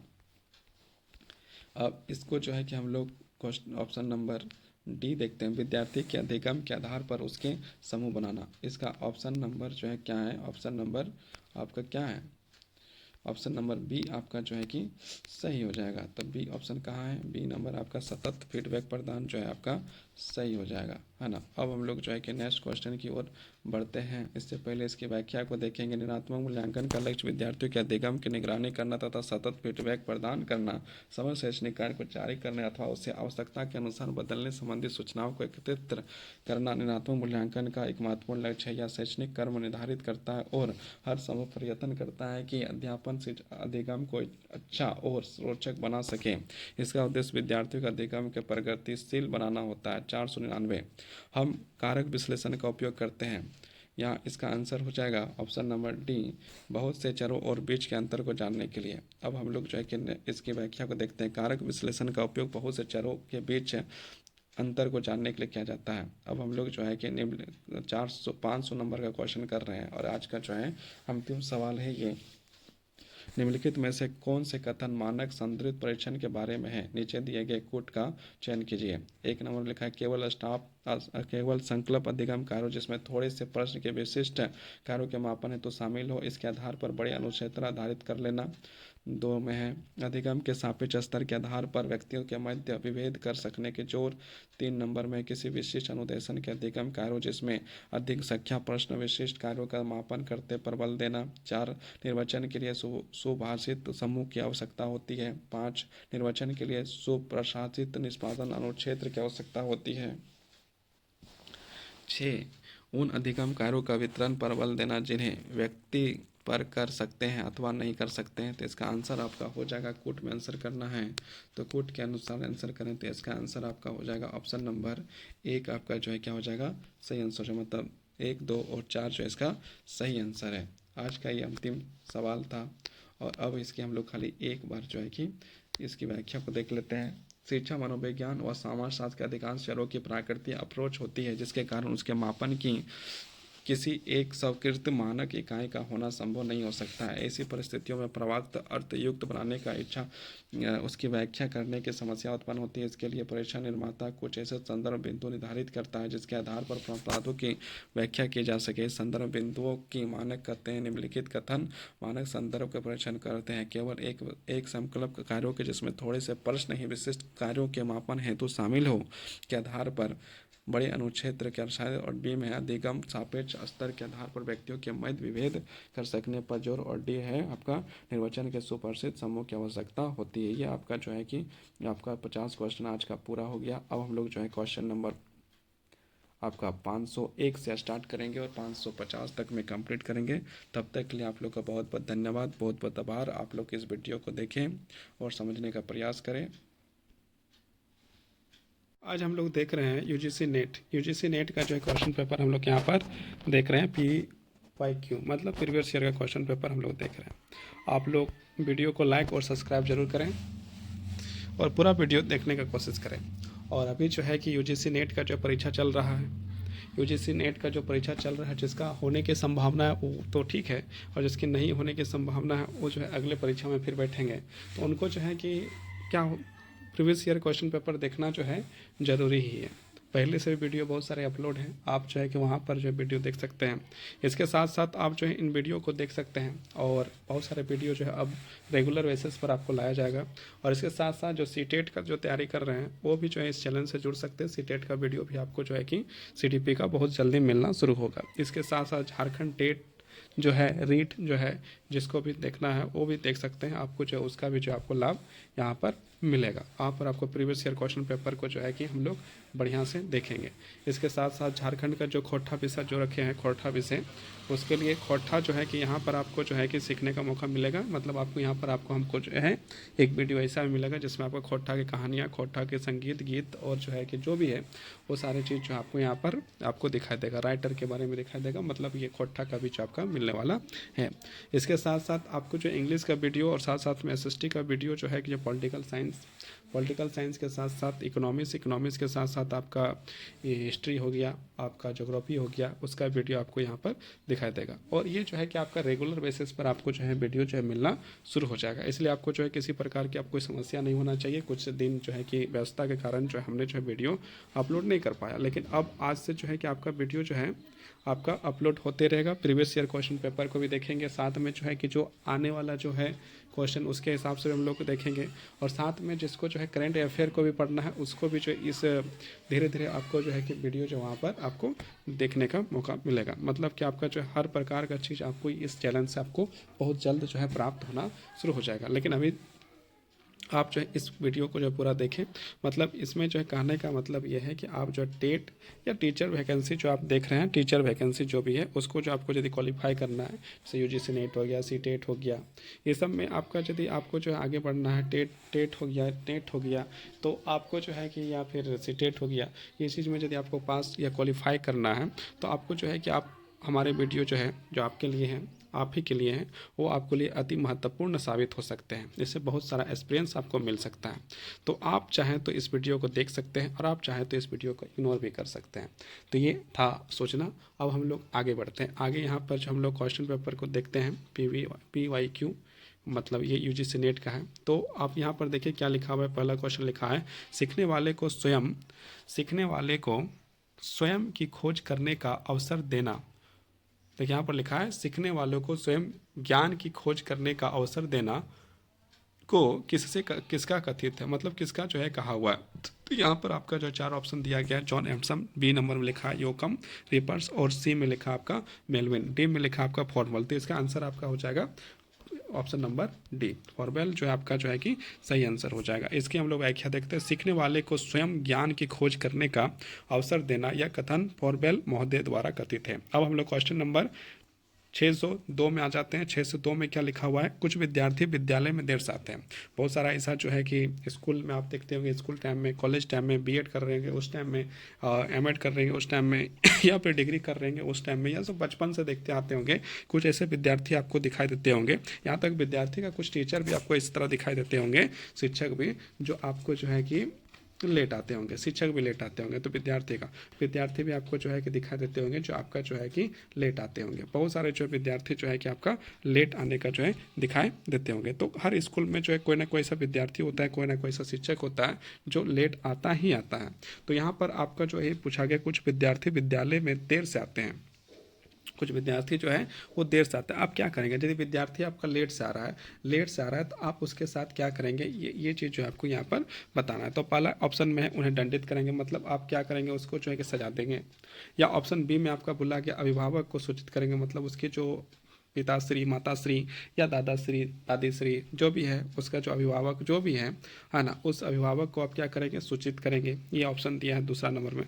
तीसरा में कहता है सही कारण का पता लगाएंगे। आज के समय तो सही कारण का पता तो लगाता ही नहीं है, सीधे जो है कि क्या करता है, बहुत सारे स्कूल जो है कि सीधे दंड देना जो है शुरू कर देता है। मतलब जो है हम लोग को जिस प्रकार से पढ़ाना है, जिस प्रकार विद्यार्थी को आगे बढ़ाना है, वो चीज़ हम लोग जो है करते नहीं है। जो लेट से आता है हम लोग उसको क्या करते हैं, सीधे दंडित करना शुरू कर देते हैं। और दंड देना ही जो हम लोग जो है प्राथमिकता, एक शिक्षक सोचता है कि जो है इसको जितना पीटेंगे तो हो सकता है कल जल्दी आएगा, लेकिन उसे समस्या जब तक समाधान नहीं होगा उस बालक का तब तक वो जो है कि जल्दी आने वाला नहीं है, वो लेट ही आएगा। इसलिए उसकी जो समस्या का समाधान के बारे में एक शिक्षक को जो है कि जानना जरूरी है। लेकिन हम लोग क्या करते हैं, हम लोग जो शिक्षक, जो अभी का शिक्षक देखते हैं और अभी जो शिक्षक मिलता है प्राइवेट स्कूल में, आप देखते होंगे बच्चा यदि लेट आया, एक दिन आया तो छोड़ दिया, दूसरे दिन आया तो भी छोड़ दिया, तीसरे दिन छोड़ दिया, चौथे दिन सीधे जो है कि हथियार उठाया, और मतलब कि हथियार मतलब अपना डंडा उठाया, 2-4 डंडा लगाया और बोला कल से यदि लेट आएगा तो मेरे क्लास में आने की जरूरत नहीं। इसके साथ साथ क्या करते हैं हम लोग देखते होंगे कुछ ऐसे विद्यालय है जहाँ पर क्या करता है कि मतलब बच्चा यदि लेट आया है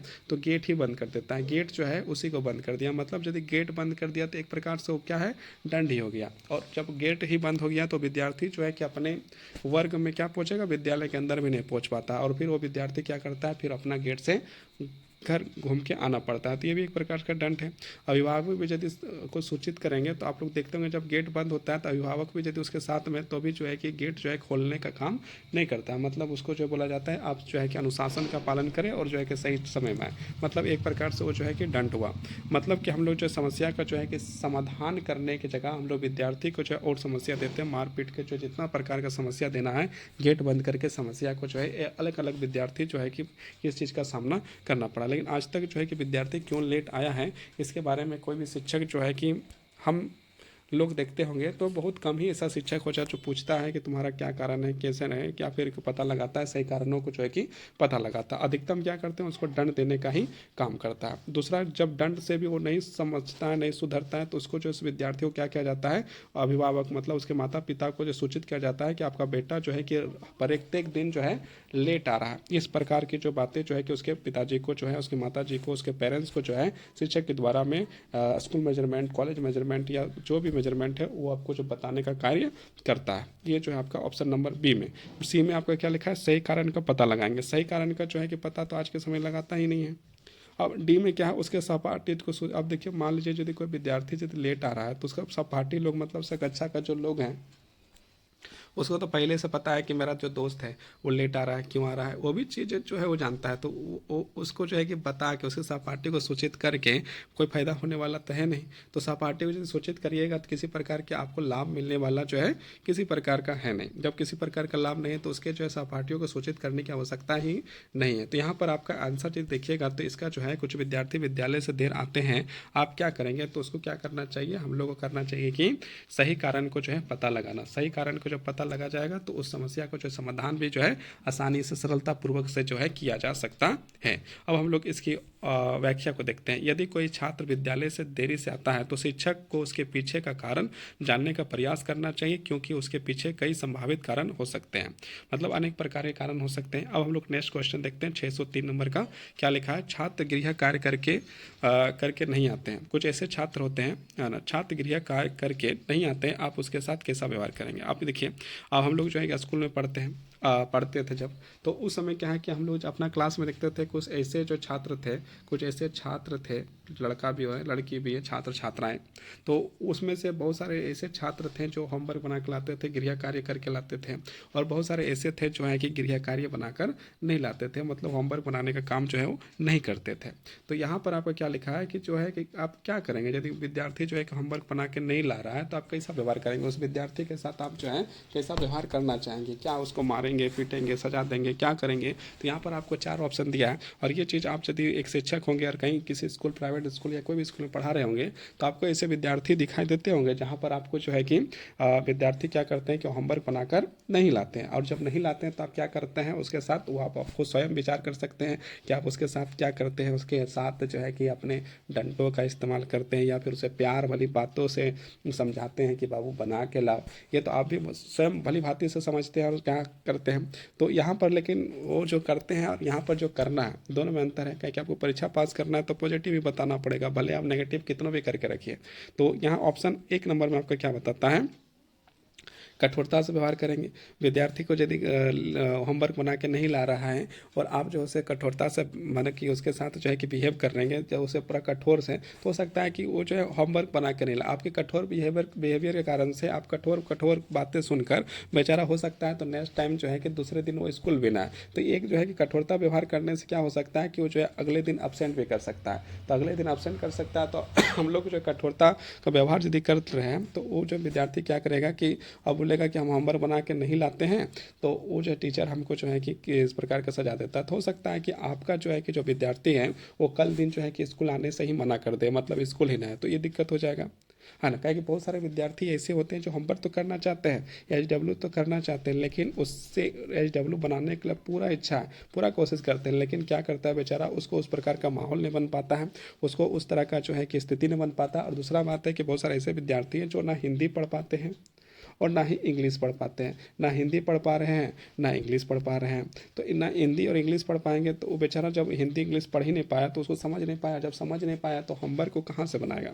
और उसके साथ आप कठोरता व्यवहार करेंगे, जब कठोर होकर जब बात करेंगे तो कठोर होकर बात करेगा एक शिक्षक अपने विद्यार्थी के साथ, तो उसका जो है कि क्या होगा, वो चाहेगा कि यदि इसी तरह यदि होगा तो वो डर जाएगा। जब विद्यार्थी डर जाएगा तो स्कूल आने से जो है कि अधिकतम टाइम मना करने का प्रयास करेगा कि हम जो है कि स्कूल ही नहीं जाएंगे तो होमवर्क बनाने की जरूरत नहीं पड़ेगा। दूसरा ऑप्शन क्या है, गृह कार्य ना करने का कारणों का पता लगाएंगे। मतलब ये चीज़ तो एक प्रकार से सही है कि आपका जो है कि यदि गृह कार्य नहीं कर रहा है एक विद्यार्थी, तो किस कारण से जो है कि विद्यार्थी गृह कार्य नहीं कर रहा है, इसका पता लगाना बहुत ही उचित साधन है। लेकिन हम लोग जो शिक्षक है वो इस बात को जानते हैं कि कितना जो है कि विद्यार्थी के बारे में पता लगाते हैं। हर क्लास में जो है 30, 31, 32, अभी जो है कि सरकारी आंकड़ा करें, एक क्लास में 31 से 35 बच्चा होना चाहिए, मतलब 31 बच्चा होना चाहिए, लेकिन एक एक क्लास में हम लोग 110 बच्चा देखते हैं, 117 बच्चा देखते हैं।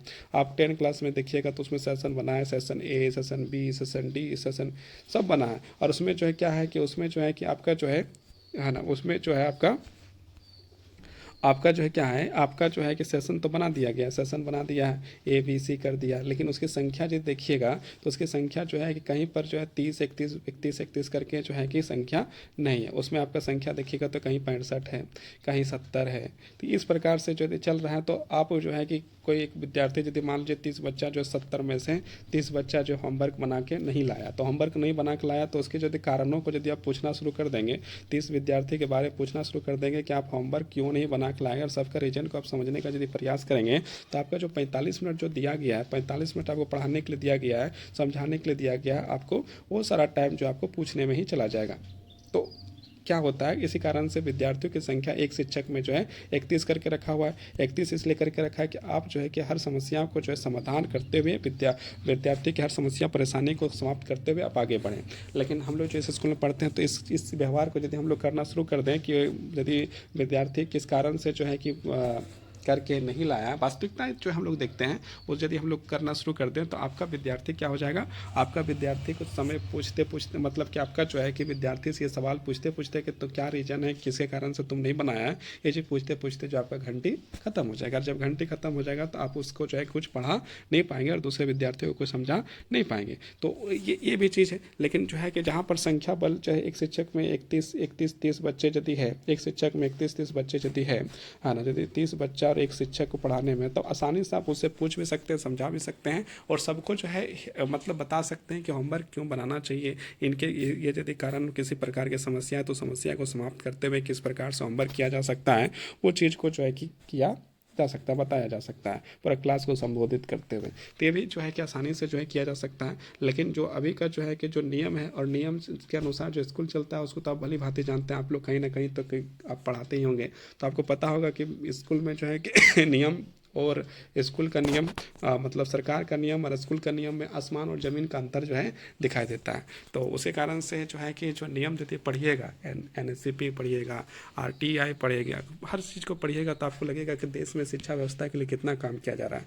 और वास्तविकता जहाँ पर धरातल में जहाँ पर होना चाहिए वहाँ पर जब देखिएगा तो वहाँ पर आपको पता चलेगा वास्तव में आपको शिक्षा के लिए कितना काम किया जा रहा है। तो आप नियम देखिएगा तो बहुत अच्छे अच्छे नियम आपको दिखाई देंगे। सरकार जो नियम बनाया बहुत बढ़िया बढ़िया विद्यार्थियों के लिए बहुत अच्छा अच्छा अच्छा नियम, लेकिन उन सारे नियम कहाँ फ्लॉप हो जाते हैं, स्कूल में आइएगा तो आपको पता चलेगा कि जो है सब। अब सरकारी स्कूल में देखिए, सरकारी स्कूल में पहले से पता रहता है कि चेकिंग आने वाला है, तो चेकिंग होने वाला है, उससे पहले जो है कि सारा बेंच से लेकर सब कुछ से खाना पीना तक लेकर जो हर चीज़ में जो है कि सब बढ़िया स्वच्छ कर देता है, साफ सफाई करके अच्छे से खाना खिलाने लगता है, ये सारे काम में जो है होने लगता है।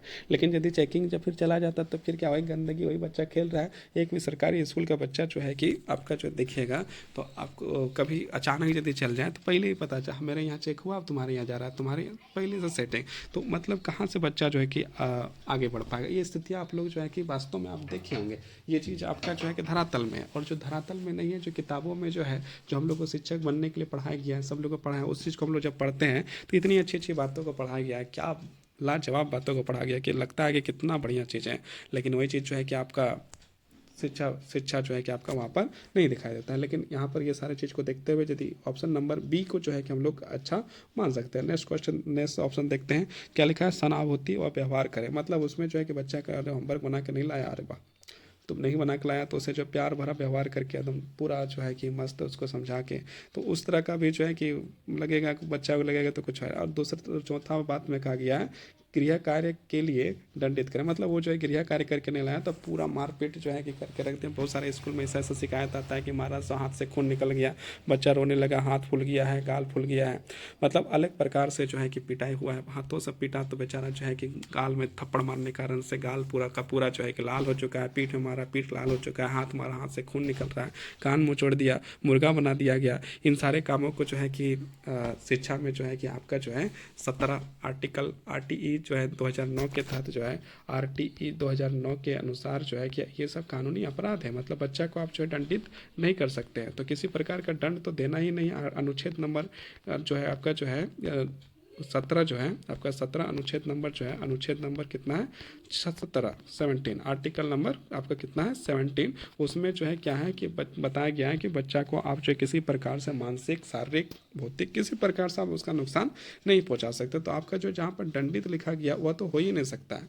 और हम लोग को यदि UGC नेट पास करना है, CTET पास करना है या किस पास करना है, तो आपको जो पॉजिटिव आंसर देखना है, इसमें चारों उसमें जो पॉजिटिव होगा उसको आपको जो है कि आंसर करना है। तो यहाँ इसका आंसर आपका क्या हो जाएगा, आपका आंसर हो जाएगा इसका ऑप्शन नंबर बी। मतलब क्या करना है, गृह कार्य करने का कारणों को पता लगाएंगे, और पता लगाना ही सबसे बेहतर जो आपका जो है आंसर यहाँ पर हो जाएगा। बाकी तो जो डिस्कस करना था हम लोग बात यहाँ पर कर ली। अब देखिए यहाँ का जो है कि व्याख्या में लिखा था छात्र गृह कार्य करके नहीं आते हैं, तो आप उनके गृह कार्य ना करने के कारणों को पता जो है लगाएंगे। तो पता लगाइए आप आराम से, जो पता कभी लगाया ही नहीं जाता है ना। अब देखिए हम लोग क्वेश्चन नंबर जो है ना, क्वेश्चन नंबर जो हम लोग क्या है, क्वेश्चन नंबर हम लोग 604 में पहुंच गए। 604 में क्या लिखा है, छात्र कक्षा में पढ़ना नहीं चाहता। कौन सा छात्र, हम लोग भी जब थे तो क्या हम लोग क्या पढ़ना चाहते थे, नहीं पढ़ना चाहते थे। हम लोग अधिकतम क्या चाहते थे कि वहाँ पर जो विद्यार्थी है उसके साथ अपने सहपाठियों के साथ हम लोग क्या करना चाहते थे, खेलना चाहते थे, ज़्यादा से ज़्यादा हंसी मजाक और जो उसमें जो है कि हम लोग जाना चाहते थे। मतलब पढ़ना हम लोग नहीं चाहे तो हम लोग के पीछे जो बैच आया वो भी नहीं पढ़ना चाहेगा। अभी जो है कि हम लोग शिक्षक बन गए तो क्या वो पढ़ना चाहेगा, जब हम लोग नहीं पढ़ना चाह रहे थे तो वो भी तो नहीं पढ़ना चाहेगा। कोई भी विद्यार्थी जो है कि मतलब 100 में से 95 विद्यार्थी जो है, 95 विद्यार्थी क्या करता है कि वो पढ़ने में उसका मन नहीं रहता है, उसको पढ़ने में मज़ा नहीं आता। उसको क्या मज़ा आता है, आपको उसको खेलने के लिए ले जाइए, बहुत अच्छा लगेगा, उसको घुमाइए दौड़ाइए, हर प्रकार का काम कराइए, उसको हर चीज़ मज़ा आ जाएगा।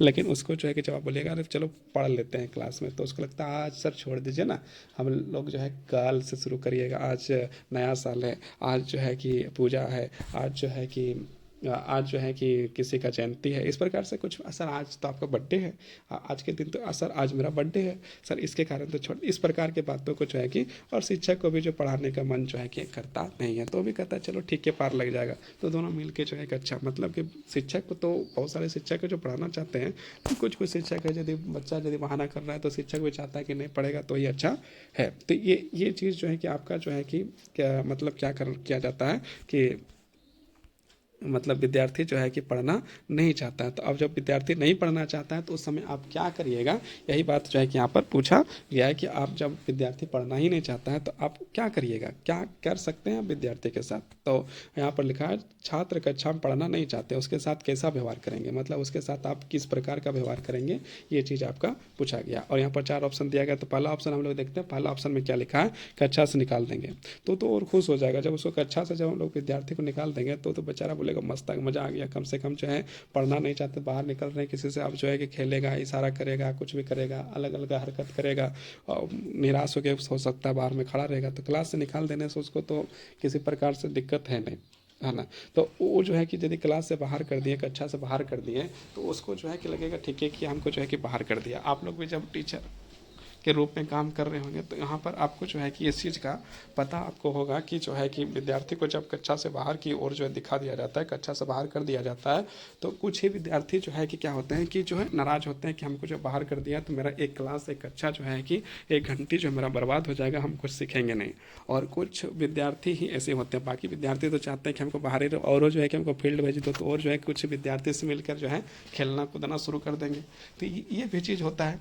तो कक्षा से यदि बाहर यदि निकाल भी देते हैं तो वो जो है कि वो क्या करेगा कि वो विद्यार्थी जो पढ़ना नहीं चाहता था और वो पढ़ना नहीं चाहेगा और उसको लाभ होने वाला है नहीं। तो विद्यार्थी को यदि बाहर कर देंगे तो क्या कर होगा, एक प्रकार से क्या हो जाएगा, दिक्कत हो जाएगा। इसके बाद क्या है, हम लोग जो है कि नेक्स्ट क्वेश्चन को देखते हैं, नेक्स्ट ऑप्शन को देखते हैं। अब क्या है कि जो है कि पहला बात जो यहाँ पर दिया ऑप्शन दिया है कि ट्यूशन पढ़ने को कहेंगे, उसको क्या ट्यूशन पढ़ने के लिए कहेंगे। जब उसको ट्यूशन पढ़ने के लिए, अब यहाँ पर देखिए सरकारी टीचरों को जो है कि या शिक्षकों जो है उसको मना किया गया है कि आप बच्चा को जो है कि प्राइवेट ट्यूशन देने से जो है कि क्या करता है, सरकारी टीचर को जो है कि मना करें। क्यों मना किया गया है, मना इसीलिए किया गया कि आप जो है कि बच्चा को यदि स्कूल में नहीं पढ़ा पाए हैं, जब स्कूल में जब विद्यार्थी पढ़ नहीं पाया है तो आप क्या उसको ट्यूशन में पढ़ाएगा। जब वो स्कूल में पढ़ना नहीं चाहता है तो आपके ट्यूशन में भी क्या पढ़ेगा, कुछ नहीं, उसी तरह आएगा जिस तरह, और उसी तरह जो है कि वहाँ पर भी समय काटेगा।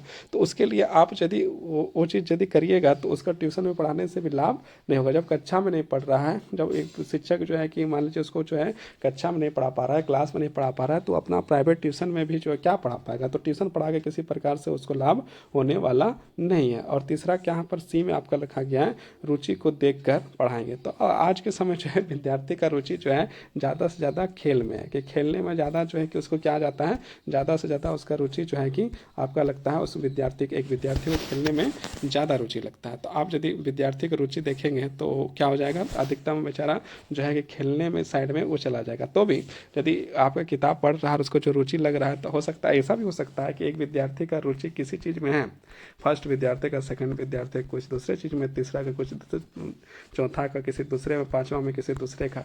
तो रुचि को भी देख के पढ़िएगा तो आप जो है क्या होगा, कहीं ना कहीं दिक्कत आएगा। सबका रुचि एक जैसा तो होगा नहीं। हम लोग जो है कि पढ़ते हैं, है ना, चाइल्डहुड ग्रोइंग अप में आप लोग पढ़े होंगे, बीएड में पढ़े होंगे कि हर एक विद्यार्थी का रुचि अलग हो सकता है, हर एक विद्यार्थी का रुचि जो है कि एक जैसा नहीं हो सकता है।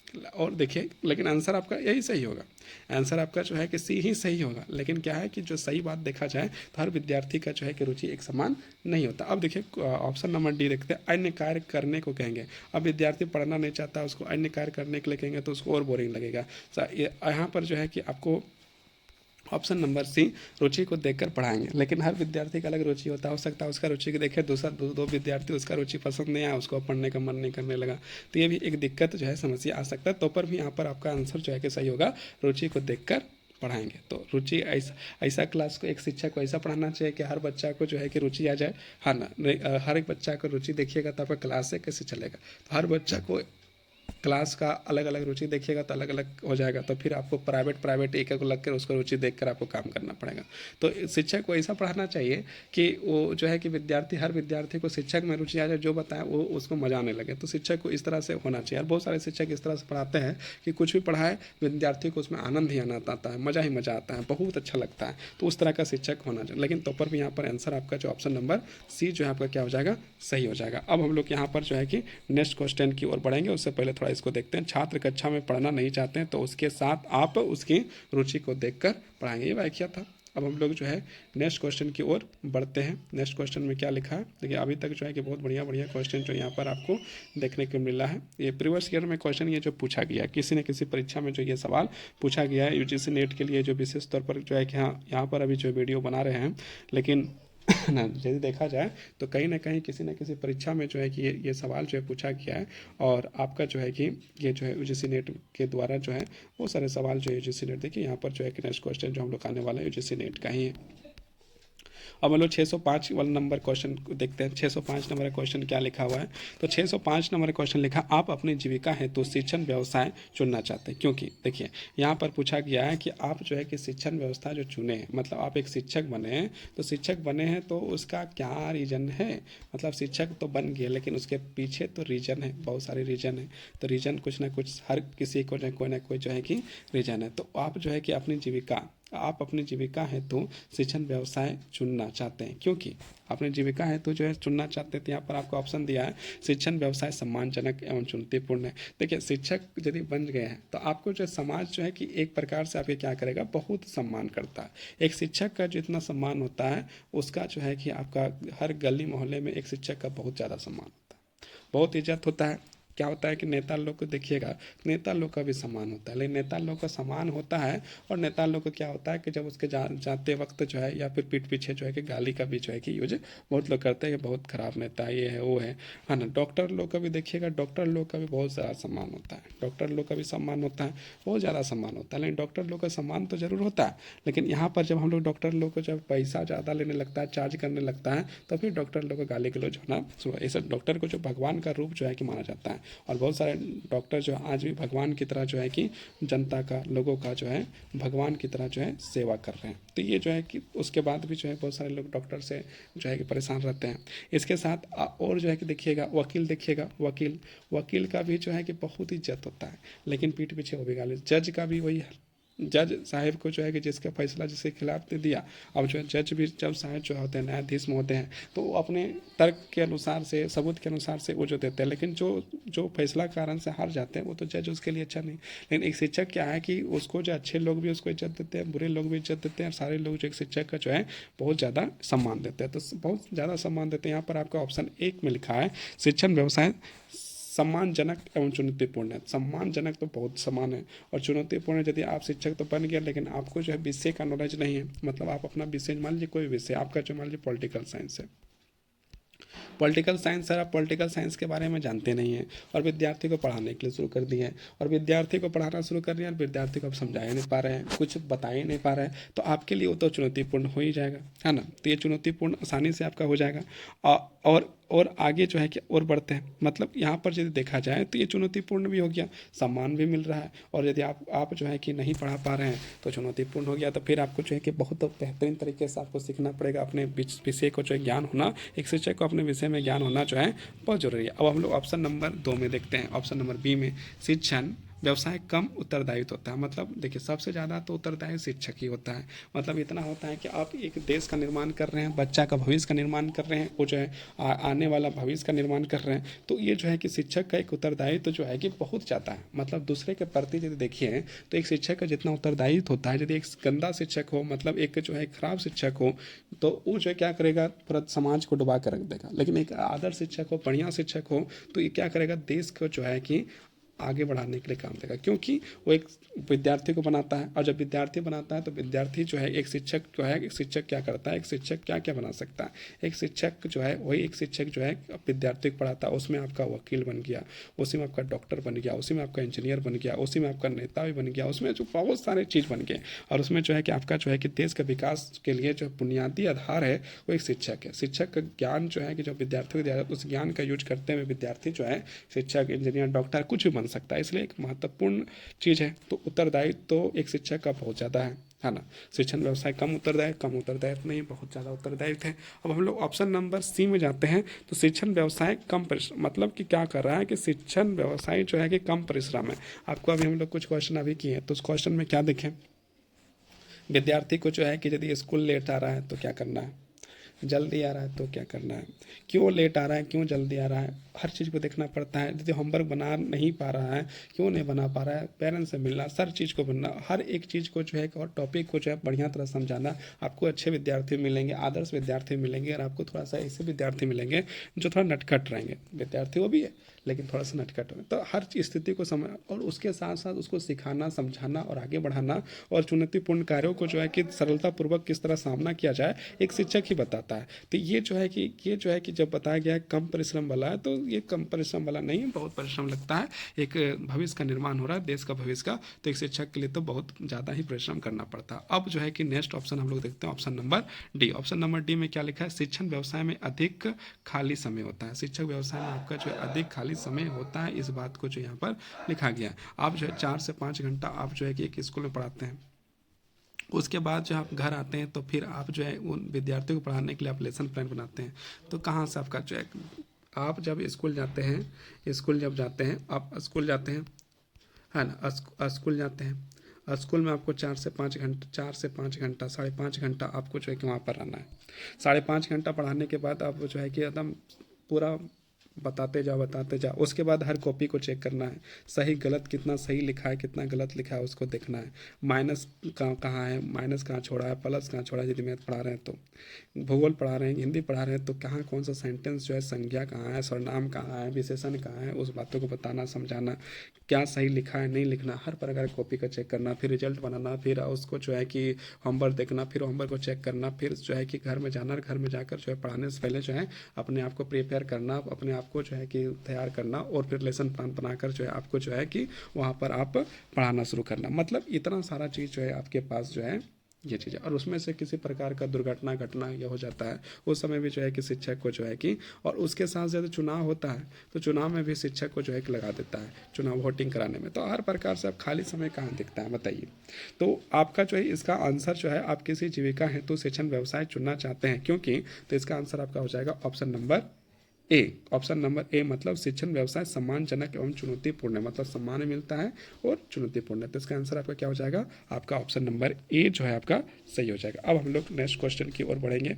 यहाँ पर देखते हैं क्या लिखा है, इसका व्याख्या क्या लिखा है। छात्र अपनी जीविकोपार्जन करने के लिए दक्षता का विकास करके शिक्षण व्यवसाय से अपने पारिवारिक उत्तरदायित्व को भली भांति निर्वहन कर सकते हैं, और समाज में शिक्षण व्यवसाय सम्मानजनक एवं चुनौतीपूर्ण है ना, ये चीज़ है। अब हम लोग मूल्य शिक्षा के बारे में यहाँ पर हम लोग जो है कि पढ़ना शुरू करेंगे। तो आज इतना ही, आज जो है कि ज़्यादा नहीं करेंगे। आज के कल से हम लोग जो है कि 25-25 क्वेश्चन करके बढ़ेंगे। आज हम लोग जो है कि इतना जो है कि किए, कितना ज़्यादा क्वेश्चन तो किए नहीं, लेकिन आज समय के अभाव है, इसी कारण से अभी क्लास जो है कि बंद करना पड़ रहा है। और आप लोगों को क्या है कि आप लोगों को जो है कल जो है 606 से लेकर आपको, मतलब हर दिन जो है 25 क्वेश्चन हम लोग करेंगे। और 25 क्वेश्चन में आपको जो है कि बहुत सारे चीज़ों को समझने के लिए मौका मिलेगा, बहुत सारे चीज़ों को, 25 क्वेश्चन नाम का, लेकिन समझने के लिए बहुत चीज़ आपको यहाँ पर मिल जाएगा। तो आज के लिए बहुत बहुत धन्यवाद, बहुत बहुत आभार। आप लोग क्या करिएगा, आप लोग जो है कि वीडियो को जो है लाइक करिए, सब्सक्राइब करिए, बस इतना ही। कमेंट करें ना करें चलेगा, लेकिन लाइक और सब्सक्राइब करें और पूरा वीडियो को ज़रूर सुनिएगा। धन्यवाद। इसी net previous year question paper को हम लोग कर रहे थे, और हम लोग अभी जो है कि क्वेश्चन नंबर 606 में पहुंच चुके हैं। और आज हम लोग जो है कि मूल्य शिक्षा, वैल्यू एजुकेशन के बारे में हम लोग जो है यहाँ पर पढ़ेंगे। और इसमें जो है क्या आपका जो है कि जो है बहुत सारा वीडियो जो पहले से ही यूजीसी नेट का डाला हुआ है, और ये जो है आपका जो है फिर से एक नया वीडियो आपको मिल रहा है। और आप इस वीडियो को पूरा देखें और इसको समझने का प्रयास करें, क्योंकि आपका जो है कि यूजीसी नेट में आपका जो प्रीवियस ईयर क्वेश्चन पेपर बहुत ही ज़्यादा रामबाण की तरह आपका काम करता है। इसी कारण से आपको जो है ये वीडियो जो है ये अच्छी तरह से देखना चाहिए। और आज हम लोग जो है मूल्य शिक्षा से स्टार्ट करेंगे, और कम से कम 50 क्वेश्चन करने का जो है हम लोग प्रयास करेंगे। देखते हैं कितना क्वेश्चन हो पाता है और यहाँ पर जो हम लोग ध्यानपूर्वक देखिए, ये देखिए यही क्वेश्चन आपका देखिए यूजीसी नेट 2021 में पूछा गया था। ये क्वेश्चन आपका जो है 2021 में पूछा गया था। तो मतलब सारा क्वेश्चन जो है आपका जो पूछा गया पहले, वही क्वेश्चन आपका जो है कि यहाँ पर बताया जा रहा है। तो यहाँ पर हम लोग क्वेश्चन देखते हैं। पहला क्वेश्चन आज का, और अभी 606 नंबर का ये क्वेश्चन है, और आज का जो पहला क्वेश्चन है। तो पहला क्वेश्चन क्या है, सामाजिक मापदंडों के अनुरूप दक्षता का प्रदर्शन कर व्यक्तिगत सफलता से प्रकट केंद्रीय उत्प्रेरक लक्ष्य से मूलभूत मूल्यों को कहते हैं।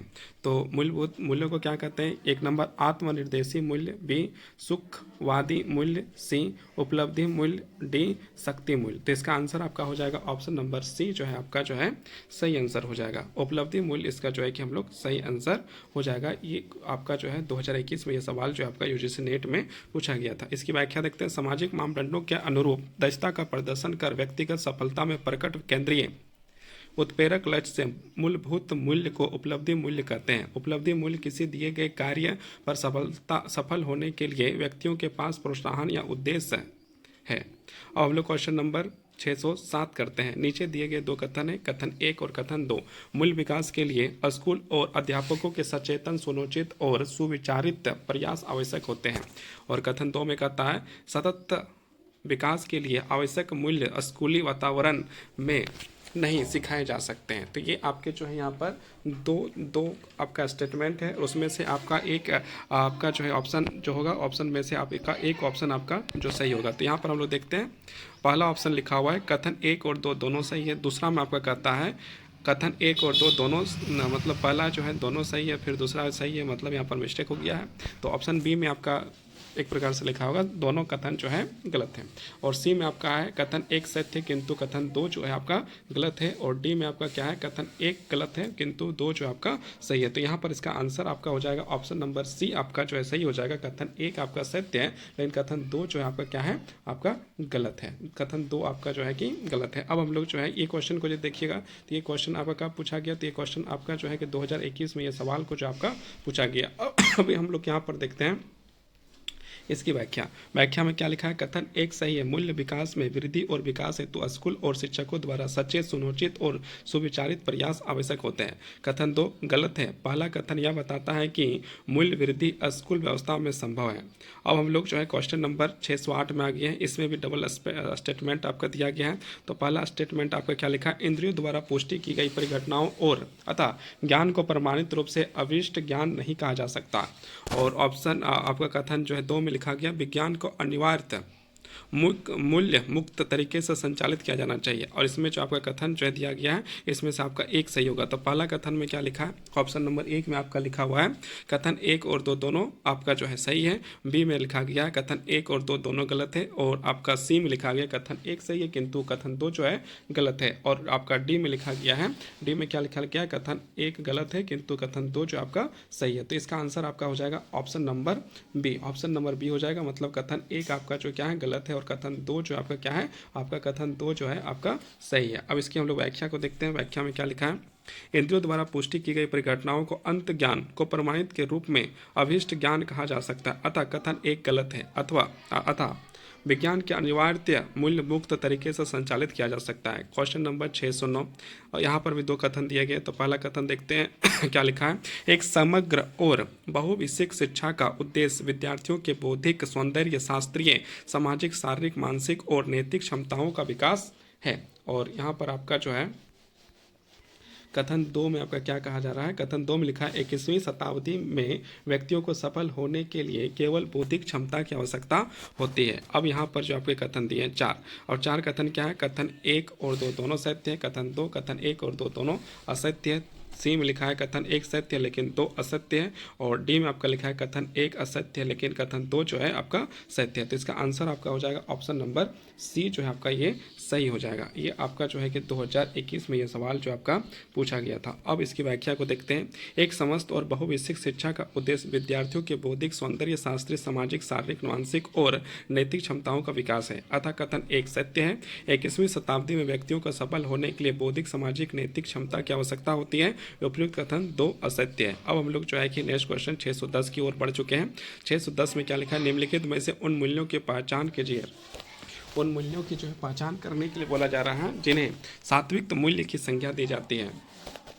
तो ऑप्शन ए में आपका लिखा हुआ है, मतलब एक कूट में आंसर करना है। तो ए में लिखा आपका करुणा, बी में आपका ईर्ष्या, सी में आपका सम्मान और डी में आपका असत्यता। तो यहाँ पर आपका जो है कि अब यहाँ पर जो है ऑप्शन दिया गया है, तो ऑप्शन एक में आपका क्या लिखा गया है, ऑप्शन ए में आपका है ए बी, ऑप्शन सी में लिखा गया आपका बी और सी सही हो सकता है, ऑप्शन सी में लिखा है आपका सी और डी सही हो सकता है, और ऑप्शन डी में लिखा है ए और सी सही हो सकता है। ये जो है आपका जो है कि ऑप्शन नंबर डी जो है आपका क्या होगा, सही होगा। मतलब ए और सी जो है आपका क्या है, आपका सही है। यहाँ पर देखिए ए और सी में क्या लिखा है, ए में आपका करुणा मतलब दया, सम्मान मतलब दूसरे को इज्जत देना, ईर्षा मतलब दूसरे से जो है कि जलन होना, और असत्यता मतलब झूठ बोलना ना। तो यहाँ पर आपका ये दोनों जो है आपका क्या हो जाएगा, ये दोनों आपका ए और सी आपका जो है सत्य हो जाएगा। अब हम लोग इसकी जो है कि व्याख्या को देखते हैं। सात्विक मूल्य वे होते हैं जो सत्य पर आधारित होते हैं।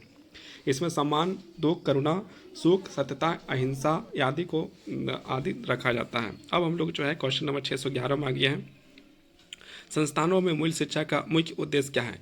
ए नंबर, विद्यार्थियों को शिक्षा के मूल्य अवगत कराना, बी नंबर, आदर्श शिक्षक तैयार करना, सी नंबर, उत्तरदायित्व अच्छे नागरिकों का विकास करना, और आपका डी में जो है समाज के लिए मूल्य। तो ये आपका जो है ऑप्शन नंबर जो है कि सी सही हो जाएगा। मतलब क्या है कि एक अच्छा नागरिक का जो है विकास करना, एक अच्छी शिक्षा की जो है पहचान भी होती है। ये क्वेश्चन आपका जो है कि कितना पूछा गया था, 2021 में जो ये सवाल आपका जो है क्या है, ये पूछा गया। यहाँ पर देखिए 2021 जून के समय में ये सवाल पूछा गया था। अब हम लोग जो है कि यहाँ पर क्या है, अब इसकी व्याख्या को देखते हैं। संस्थानों में मूल्य शिक्षा का मुख्य उद्देश्य उत्तरदायी और अच्छे नागरिक का विकसित करना है। मूल्य शिक्षा शारीरिक, मानसिक, भावनात्मक और आध्यात्मिक पहलुओं के संदर्भ में बच्चे के व्यक्तित्व विकास के लिए एक समग्र दृष्टिकोण सुनिश्चित करता है। अब हम लोग जो है कि नेक्स्ट क्वेश्चन की ओर बढ़ते हैं। क्वेश्चन नंबर 612, निम्नलिखित में से कौन सा मूल्य स्व उत्कर्ष के संबंध में है? ए नंबर, सुरक्षा मूल्य, बी नंबर, सर्वमुखी मुक्तावाद मूल्य, सी नंबर, स्वतंत्रता का मूल्य, डी नंबर, समान रूपता का मूल्य।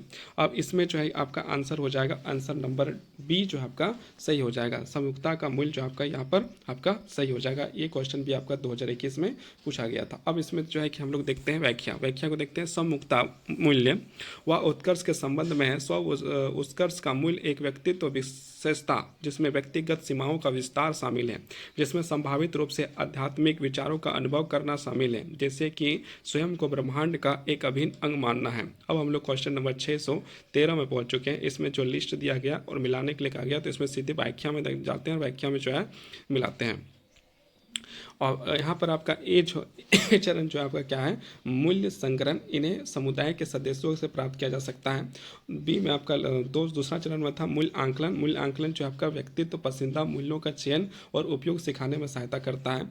और तीसरे चरण में मूल्य श्रेणीकरण जो है आपका जब व्यवहारगत और उपदेशित मूल्यों का अंतराल होता है। और 4 में आपका लिखा है मानव व्यवहार का अनुमान उपलब्ध कराता है। तो ये आपका जो है कि आपका ये मिलानचिल था जो आपका कंप्लीट हुआ। अब हम लोग 614 नंबर के क्वेश्चन को करते हुए आगे बढ़ते हैं। 614 नंबर के क्वेश्चन में क्या लिखा है तो हम लोग देखते हैं। यहाँ पर आपका लिखा है डेलर्स आयोग की रिपोर्ट में वर्णित शिक्षा के 4 स्तंभों में से निम्नलिखित में से कौन सा वसुदेव कुटुंबकम के भारतीय मूल पर आधारित है?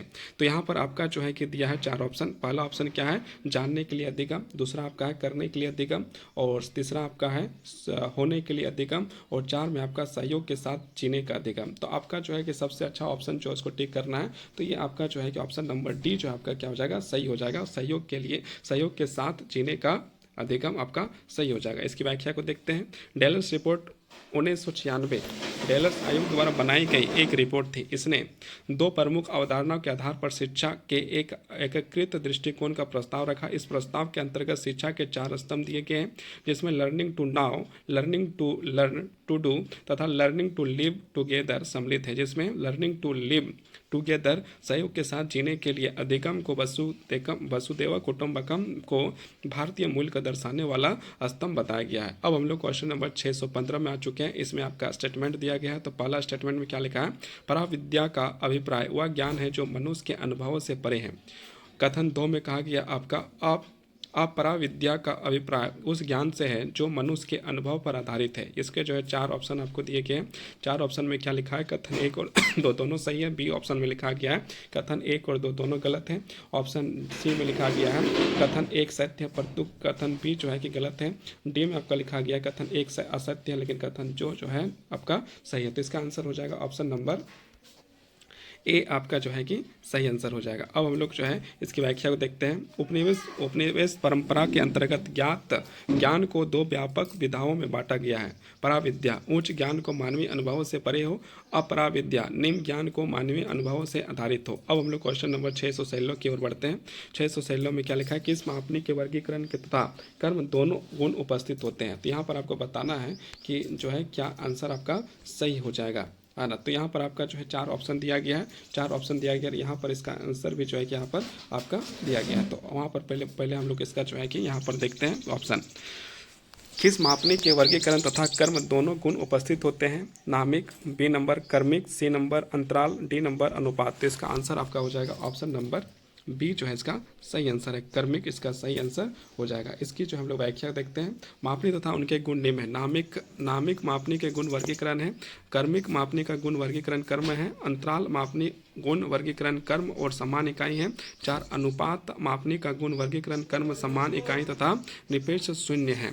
अब हम लोग क्वेश्चन नंबर 617 की ओर जो है कि हम लोग बढ़ते हैं। 617 में बढ़ते हैं। तो ये जो है कि आपका क्या करना है, मिलाना है। तो हम लोग डायरेक्ट इसको जो है कि मैचिंग में ही मिलाते हैं। तो यहाँ पर देखते हैं। पहला देखिए योजना जो है आपका योजना जो है या लक्ष्य एवं उद्देश्यों के निर्धारण करता है। योजना जो है क्या लक्ष्य है उसको निर्धारित करता है।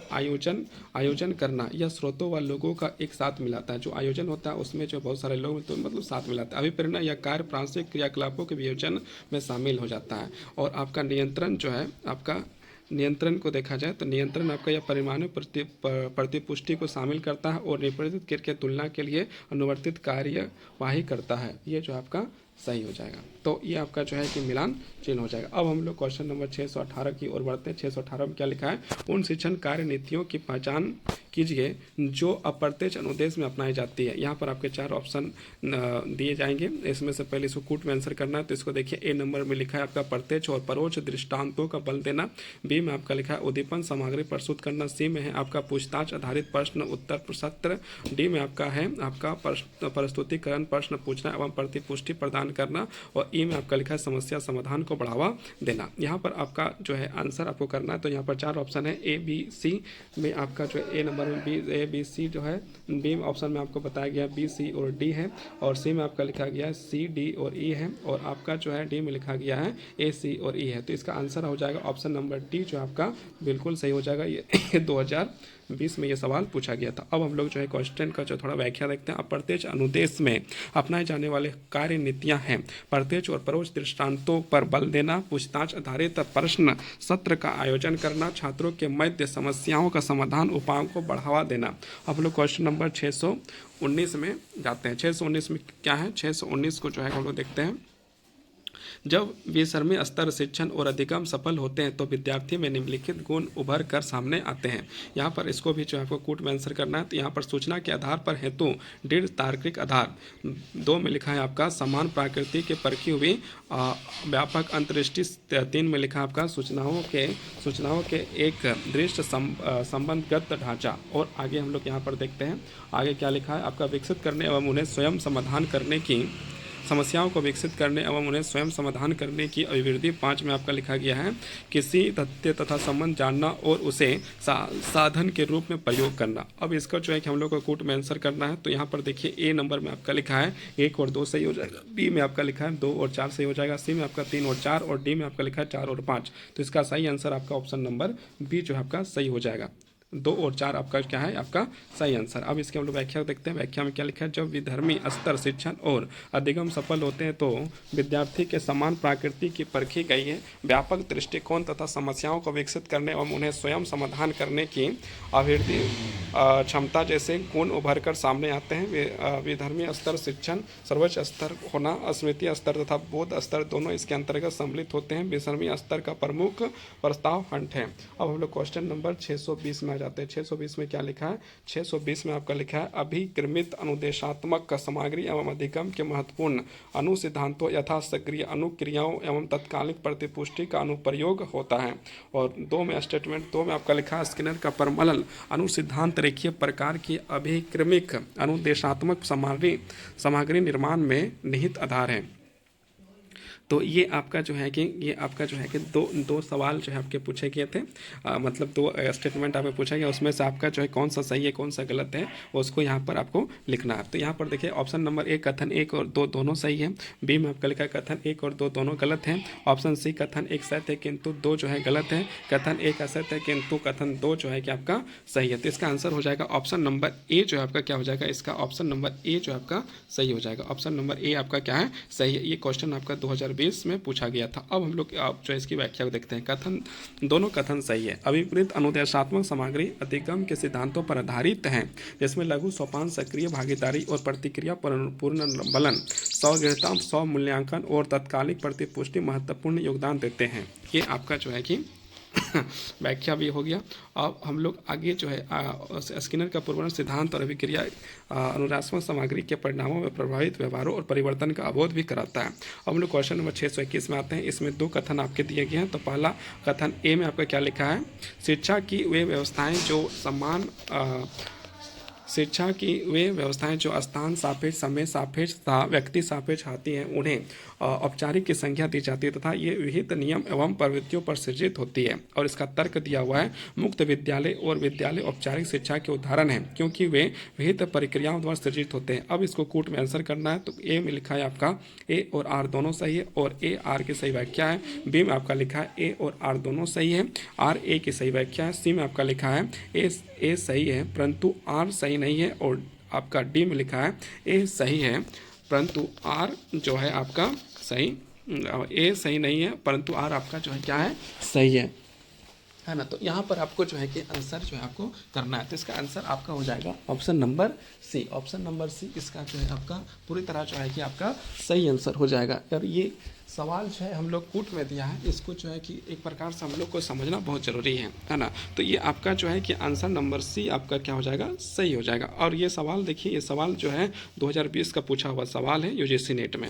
अब हम लोग इसकी व्याख्या को देखते हैं। ए सही है परंतु आर सही नहीं है। मुक्त विद्यालय और गैर औपचारिक विद्यालय शिक्षा प्रणाली के उदाहरण है क्योंकि ये नव्य और औपचारिक के मध्य के रास्ते को अपनाता है या सुनिश्चित, संगठित और क्रमवार संचालित होता है, बिना रूढ़िवादी नियम विनिमय और नियत बिंदु जैसे उम्र समय अनुसूची के हैं। अब हम लोग क्वेश्चन नंबर 622 में क्या है, निम्नलिखित में से कौन सा कथन मूल्य परक शिक्षा की सर्वोत्तम व्याख्या करता है। अब इसको कोट में आंसर करना है। तो यहाँ पर देखिए ए में लिखा है शास्त्रों में एक पाठ्यक्रम है, बी में आपका लिखा है या किसी व्यक्ति के निजी अंतर्क्रियाओं हेतु रिवार्ड और दंड की बात करता है, सी में आपका लिखा है विद्यार्थी विशेषकर अपने माता पिता का अवलोकन करते हैं और उन्हीं से प्रौढ़ व्यवहार सीखते हैं। तो यहाँ पर आपका जो है ये आपका क्या था, आपका सी नंबर का था। डी में आपका लिखा है विद्यार्थी में स्वयं अपनी अंतरात्मा का अन्वेषण और खोज करते हैं। ई में आपका लिखा है या विद्यार्थी को अपने जीवन में अपना स्थान निश्चित करने के लिए प्रोत्साहित करता है। अब यहाँ पर आपका जो है कि 4 ऑप्शन दिया गया है, उसमें से आपका सही यदि देखा जाए तो ऑप्शन नंबर सी आपका जो है सही है। सी, डी और ई आपका जो है कि बिल्कुल सही है। और ये सवाल आपका 2020 में पूछा गया था। अब हम लोग यहाँ पर देखते हैं इसका व्याख्या। मूल्य परक शिक्षा नैतिक शिक्षा है जो किसी भी मनुष्य में समाहित होती है या स्वयं जीवन के समझ के बारे में सिखाता है। या कुछ निम्न कथन दिए गए हैं जो मूल्य परक शिक्षा की व्याख्या करते हैं। विद्यार्थी विशेषकर अपने माता पिता का अवलोकन करते हैं और उन्हीं से प्रौढ़ व्यवहार सीखते हैं। विद्यार्थी स्वयं अपनी अंतरात्मा का अन्वेषण और खोज करते हैं या विद्यार्थी को अपने जीवन में अपना स्थान निश्चित करने के लिए प्रोत्साहित करता है। अब हम लोग क्वेश्चन नंबर 623 में आ चुके हैं। 623 में क्या लिखा है, निम्नलिखित में से उस शिक्षा के स्वरूप की पहचान कीजिए जिसमें आशावादिता, आत्मसम्मान तथा व्यक्तित्व पूर्णता हेतु प्रतिबद्धता, नैतिक निर्णय तथा सामाजिक दायित्व के निर्वहन का अवसर देने के उच्च समानता है। और यहाँ पर 4 ऑप्शन दिया गया है। ए नंबर औपचारिक शिक्षा, बी नंबर तकनीकी शिक्षा, सी नंबर नैतिक शिक्षा और डी नंबर जो है आपका क्या है, मूल्य शिक्षा। तो इसका आंसर आपका हो जाएगा ऑप्शन नंबर डी, मूल्य शिक्षा इसका जो है कि सही आंसर हो जाएगा। ये जो 2019 में यूजीसी नेट के द्वारा पूछा गया सवाल है। अब इसके हम लोग व्याख्या को देखते हैं। शिक्षा का स्वरूप जिसमें आशावादी, आत्मसम्मान तथा व्यक्तित्व पूर्णता हेतु प्रतिबद्धता, नैतिक निर्णय तथा सामाजिक दायित्वों का निर्वहन का अवसर देने का उच्च समानता है, मूल्य शिक्षा कहलाती है। मूल्य उन्मुखी शिक्षा वह है जो व्यक्ति के मनोदैहिक पक्षों के समग्र विकास के साथ उसमें सामाजिक मूल्यों के प्रति बोध जगा सके, राष्ट्रीय एकता व अखंडता की गरिमा मय अनुभूति के साथ अंतर्राष्ट्रीय भावों को अनुरूप व्यक्ति का विकास करने में सहायक है, जिससे वह स्वयं के प्रति, परिवार के प्रति, अपना समाज एवं राष्ट्र के प्रति अपने कर्तव्यों कर्मों दक्षता पूर्वक निभा सके। इस प्रकार मूल्योन्मुखी शिक्षा में व्यक्ति के निहित संभावनाओं के संपूर्ण विकास के साथ सामाजिक एवं राष्ट्रीय आकांक्षाओं के परिपूर्ण का आदर्श समाहित किया गया है। अब हम लोग क्वेश्चन नंबर 624 में आ चुके हैं। 624 में क्या लिखा है? मूल ग्रंथ शिक्षा छात्र को क्या बनाती है? ए नंबर अच्छा नागरिक, बी नंबर सफल व्यापारी, सी नंबर लोकप्रिय अध्यापक, डी नंबर कुशल प्रबंधक। तो इसका जो है ये सवाल आपका यूजीसी नेट 2007 में मतलब बहुत पहले पूछा गया था और इसका आंसर यहाँ पर भी जो है कि आपका किया गया। तो इसका आंसर आपका यदि देखी जाए तो इसका आंसर आपका क्या हो जाएगा? ऑप्शन नंबर ए आपका जो होगा अच्छा नागरिक जो है आपका सही आंसर हो जाएगा। मतलब मूलांकित शिक्षा जो छात्र को क्या बनाती है? एक अच्छा नागरिक, मतलब एक पॉजिटिव आंसर देना है तो आपको अच्छा नागरिक भी बोलना पड़ेगा। अब हम लोग जो है कि आगे बढ़ते हैं और इसकी व्याख्या को हम लोग जो है कि देखते हैं। व्याख्या में क्या लिखा है? मूल्यांकन शिक्षा छात्र का अच्छा नागरिक बनाती है क्योंकि उसके छात्रों को सतत सीखने पर बल दिया जाता है, त्रुटियों को सुधारने का कहा जाता है। छात्र त्रुटियों को सुधार कर अपना जीवन सफल बनाते हैं। अब हम लोग क्वेश्चन नंबर 625 में आ चुके हैं। 625 में क्या लिखा है? स्वामी विवेकानंद के अनुसार शिक्षक की सफलता निर्भर करती है। मतलब स्वामी विवेकानंद की ओर से देखा जाए तो शिक्षा कहाँ पर निर्भर करती है? तो यहाँ पर ऑप्शन ए में आपका दिया गया। ऑप्शन ए में लिखा है अपने निजी हितों का परित्याग और दूसरों की सेवा। बी में आपका लिखा है उसका व्यावसायिक परिश्रम और सृजनात्मक। सी नंबर उसका अपने कार्य के प्रति संकेंद्रण और ईश्वर के प्रति आज्ञा पालन की भावना। और डी में उसका विषय पर अधिकार तथा विद्यार्थियों को नियंत्रित करने की क्षमता। तो ये आपका ऑप्शन नंबर सी जो है आपका क्या हो जाएगा? सही हो जाएगा। सी आपका जो है कि आपका सही हो जाएगा। ये क्वेश्चन जो है आपका 2008 में जो ये सवाल पूछा गया था। अब इसकी व्याख्या हम लोग देखते हैं। स्वामी विवेकानंद के अनुसार शिक्षक की सफलता उसका अपने कार्य के प्रति संकेंद्रण और ईश्वर के प्रति आज्ञा पालन की भावना पर निर्भर करता है। 12 जनवरी 1863 को कलकत्ता में जन्मे स्वामी विवेकानंद युवाओं के प्रेरणा स्रोत थे। उनका युवाओं के लिए कुछ अनमोल विचार इस प्रकार है: उठो जागो और तब तक नहीं रुको जब तक लक्ष्य न प्राप्त हो जाए। उठो मेरे शेरों, इस भ्रम को मिटा दो कि तुम निर्बल हो, तुम एक अमर आत्मा हो, छंद जीव हो, अन्य हो, सनातन हो। तुम तत्व नहीं ना ही शरीर हो, तत्व तुम्हारा सेवक है। तुम तत्व के सेवक नहीं हो। ब्रह्मांड की सारी शक्तियाँ पहले से हमारी है और वो हम हैं जो अपनी आँखों पर हाथ रख लेते हैं और फिर रोते हैं कि कितना अंधकार है। यहाँ पर बोला गया है ब्रह्मांड की सारी शक्तियाँ हमारे पहले से हमारे पास है, मतलब ब्रह्मांड की जितना भी शक्तियाँ हैं वो हमारे पास हैं, वो हम जो अपनी आंखों पर हाथ रख लेते हैं, मतलब हम लोग जो है उस शक्ति को हम लोग देख नहीं पाते हैं और जो है कि बैठ के हम लोग रोने का काम करते हैं। अब हम लोग क्वेश्चन नंबर 626 में आ चुके हैं। 626 में क्या लिखा है? मूल्य शिक्षण का तात्पर्य है। ऑप्शन नंबर ए विद्यार्थी का स्वस्थ बनाना, बी विद्यार्थियों को नौकरी प्राप्त करने के लिए तैयार करना, और सी में आपका लिखा है गुणों का विकास करना, डी में आपका लिखा है व्यक्तिगत का बहुआयामी विकास करना। तो इसका आंसर आपका हो जाएगा ऑप्शन नंबर डी, व्यक्तिगत का बहुआयामी विकास करना आपका जो है कि आपका सही आंसर हो जाएगा, है ना। तो अब हम लोग जो है ये क्वेश्चन यदि देखा जाए तो आपका जो है कि 2008 में ये सवाल पूछा गया था। अब हम लोग इसकी व्याख्या को देखते हैं। व्याख्या में क्या लिखा है? व्याख्या में लिखा है आपका व्याख्या में लिखा है मूल शिक्षण का तात्पर्य व्यक्तित्व का बहुआयामी विकास करना। मतलब हर प्रकार से जो विद्यार्थी का जो है चारों तरफ से हर स्तर से हर चीज़ को जो है कि विद्यार्थी को क्या करना है? सिखाना है। जैसे छात्रों के प्रजातांत्रिक आदर्शों का विकास हो, उसमें नैतिक मूल्यों का विकास हो, ताकि उन्हें एक अच्छा नागरिक बनाया जा सके, क्योंकि अच्छे नागरिकों से ही राष्ट्र का विकास संभव है। मतलब एक अच्छा नागरिक जो है कि अच्छा देश को जो आगे बढ़ाया जा सकता है। अब हम लोग क्वेश्चन नंबर 627 में आ चुके हैं। क्या लिखा है? नैतिक मूल्यों का प्रभावी रूप से विकास किया जा सकता है यदि अध्यापक ए नंबर बार बार मूल्यों की बात करें, बी नंबर वह स्वयं उन पर आचरण करें। मतलब क्या है कि बार बार किसी मूल्य पर बात करना और स्वयं आचरण करना दोनों में एक अंतर बात है। सी में आपका महान व्यक्तित्व की कहानी सुनाए, और डी आपका देवी देवताओं की बात करें। तो इसका आंसर आपका हो जाएगा ऑप्शन नंबर बी, स्वयं उन पर मतलब आचरण करें। यदि आपको कोई बता रहा है और खुद आचरण कर रहा है तो उसको देखकर भी बहुत सारे लोग जो है कि सीखते हैं। तो ये आपका जो है अति महत्वपूर्ण आपका बी नंबर आपका क्या हो जाएगा? सही आंसर हो जाएगा। ये सवाल आपका 2011 यूजीसी नेट में पूछा गया था। अब इसकी हम लोग व्याख्या को देखते हैं। इसकी व्याख्या में क्या लिखा हुआ है? छात्रों के नैतिक मूल्यों का विकास तभी हो सकता है जब अध्यापक स्वयं उन पर आचरण करे। क्योंकि कोई भी छात्र या विद्यार्थी तभी नैतिक हो सकता है जब उसके बड़े माता पिता गुरु आदि स्वयं नैतिकता का आचरण करें, क्योंकि ये सभी बातें उसे संस्कार से ही मिलता है। अब हम लोग जो है कि आगे के क्वेश्चन की ओर बढ़ते हैं। तो ये 628 नंबर का हम लोग सवाल पहुंच गए। 628 नंबर में क्या कहता है, मूल्य शिक्षा का उद्देश्य विद्यार्थियों के मन में अंतर्दृष्टि करना है।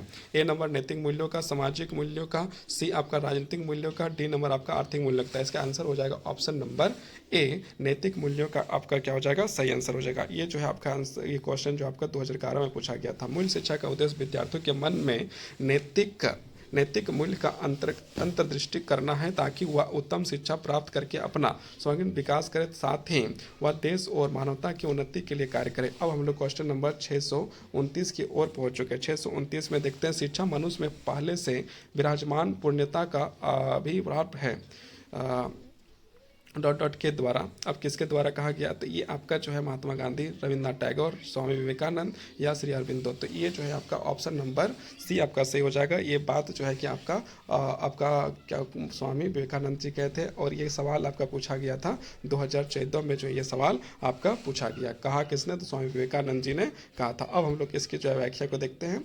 शिक्षा मनुष्य में पहले ही विराजमान पूर्णता का अभिवार है। ज्ञान मनुष्यों में स्वाभाविक, कोई भी ज्ञान बाहर से नहीं आता, अब अंदर ही है, सब अंदर है, जितना सब ज्ञान अंदर में है। हम जो कहते हैं कि मनुष्य जानता है, अर्थात में मानव शास्त्र संगत भाषा में हमें कहना चाहिए कि वह आविष्कार करता है, अनावृत या प्रकट करता है। मनुष्य जो कुछ सीखता है वह वास्तव में आविष्कार करना ही है। आविष्कार का अर्थ है मनुष्य की अपनी अंतर्त ज्ञान स्वरूप आत्मा के आवरण को हटा लेना। हम कह सकते हैं कि न्यूटन के गुरुत्वाकर्षण का आविष्कार किया, तो क्या वह आविष्कार कहीं एक कोने से न्यूटन की राह देखने बैठा था? नहीं, वरन उसके मन में ही था। जब समय आया तो उसने उसे जान लिया और ढूंढ निकाला। संसार को जो कुछ ज्ञान प्राप्त हुआ है वह सब मन में ही निकला है। विश्व की असीम ज्ञान भंडार स्वयं तुम्हारे मन में है।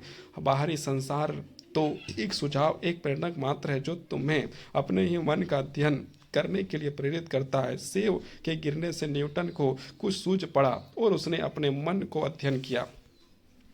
उसने अपने मन में विचार की पुरानी कड़ियों को फिर से व्यवस्थित किया और उसमें एक नई कड़ी को देख पाया, जिसमें गुरुत्वाकर्षण का नियम कहते हैं वह ना तो सेव में था, ना पृथ्वी के केंद्र वस्तु में किसी वस्तु में था। स्वामी विवेकानंद जी ने ये बातें जो है कही। अब हम लोग क्वेश्चन नंबर 630 में आ चुके हैं। 630 में आपका जो है क्वेश्चन में क्या कहता है, आपका कहता है मूल्य शिक्षा प्रदान करने का सर्वोत्तम तरीका है। शास्त्रीय ग्रंथों पर चर्चा, मूल्यों पर व्याख्यान पर वितरण, सी नंबर मूल्यों पर संगठित प्रसाद, और डी नंबर में आपका लिखा मूल्यों पर आदरात्मक प्रस्तुति। तो ये आपका ऑप्शन नंबर डी जो आपका क्या हो जाएगा, सही हो जाएगा। ये जो है जिससे नेट 2016 का ये सवाल आपका है। अब हम लोग इसकी जो है कि व्याख्या को देखते हैं। मूल्य शिक्षा का तात्पर्य व्यक्तित्व का बहुआयामी विकास है, जिसमें छात्रों में प्रजातांत्रिक आदर्शों का विकास हो, उसमें नैतिक मूल्यों का विकास हो, ताकि उन्हें एक अच्छा नागरिक बनाया जा सके। अब हम लोग क्वेश्चन नंबर जो है 631 में पहुंच चुके हैं। 631 में पहुंच चुके हैं तो हम लोग क्या लिखा है, ये चीज़ को हम लोग देखेंगे, है ना, क्या लिखा हुआ है। और ये जो हम लोग जो देखेंगे, ये जो है नेक्स्ट वीडियो में देखेंगे। हर दिन जो है 25-25 क्वेश्चन करके हम लोग करेंगे। ज़्यादा करना करेंगे उससे अच्छा है कि थोड़ा करें और दिमाग में बैठा ले, वही सबसे बढ़िया है। तो हर दिन हम लोग 25-25 क्वेश्चन करेंगे। तो आज का जो है कि आज ख़त्म हो गया। अब हम लोग कल जो है फिर हम लोग 631 से जो है कि 631 के बाद जो है 25 क्वेश्चन और हम लोग करेंगे। तो बहुत बहुत धन्यवाद, बहुत बहुत आभार। कल जो है आपका जो है क्लास फिर होगा। बहुत बहुत धन्यवाद।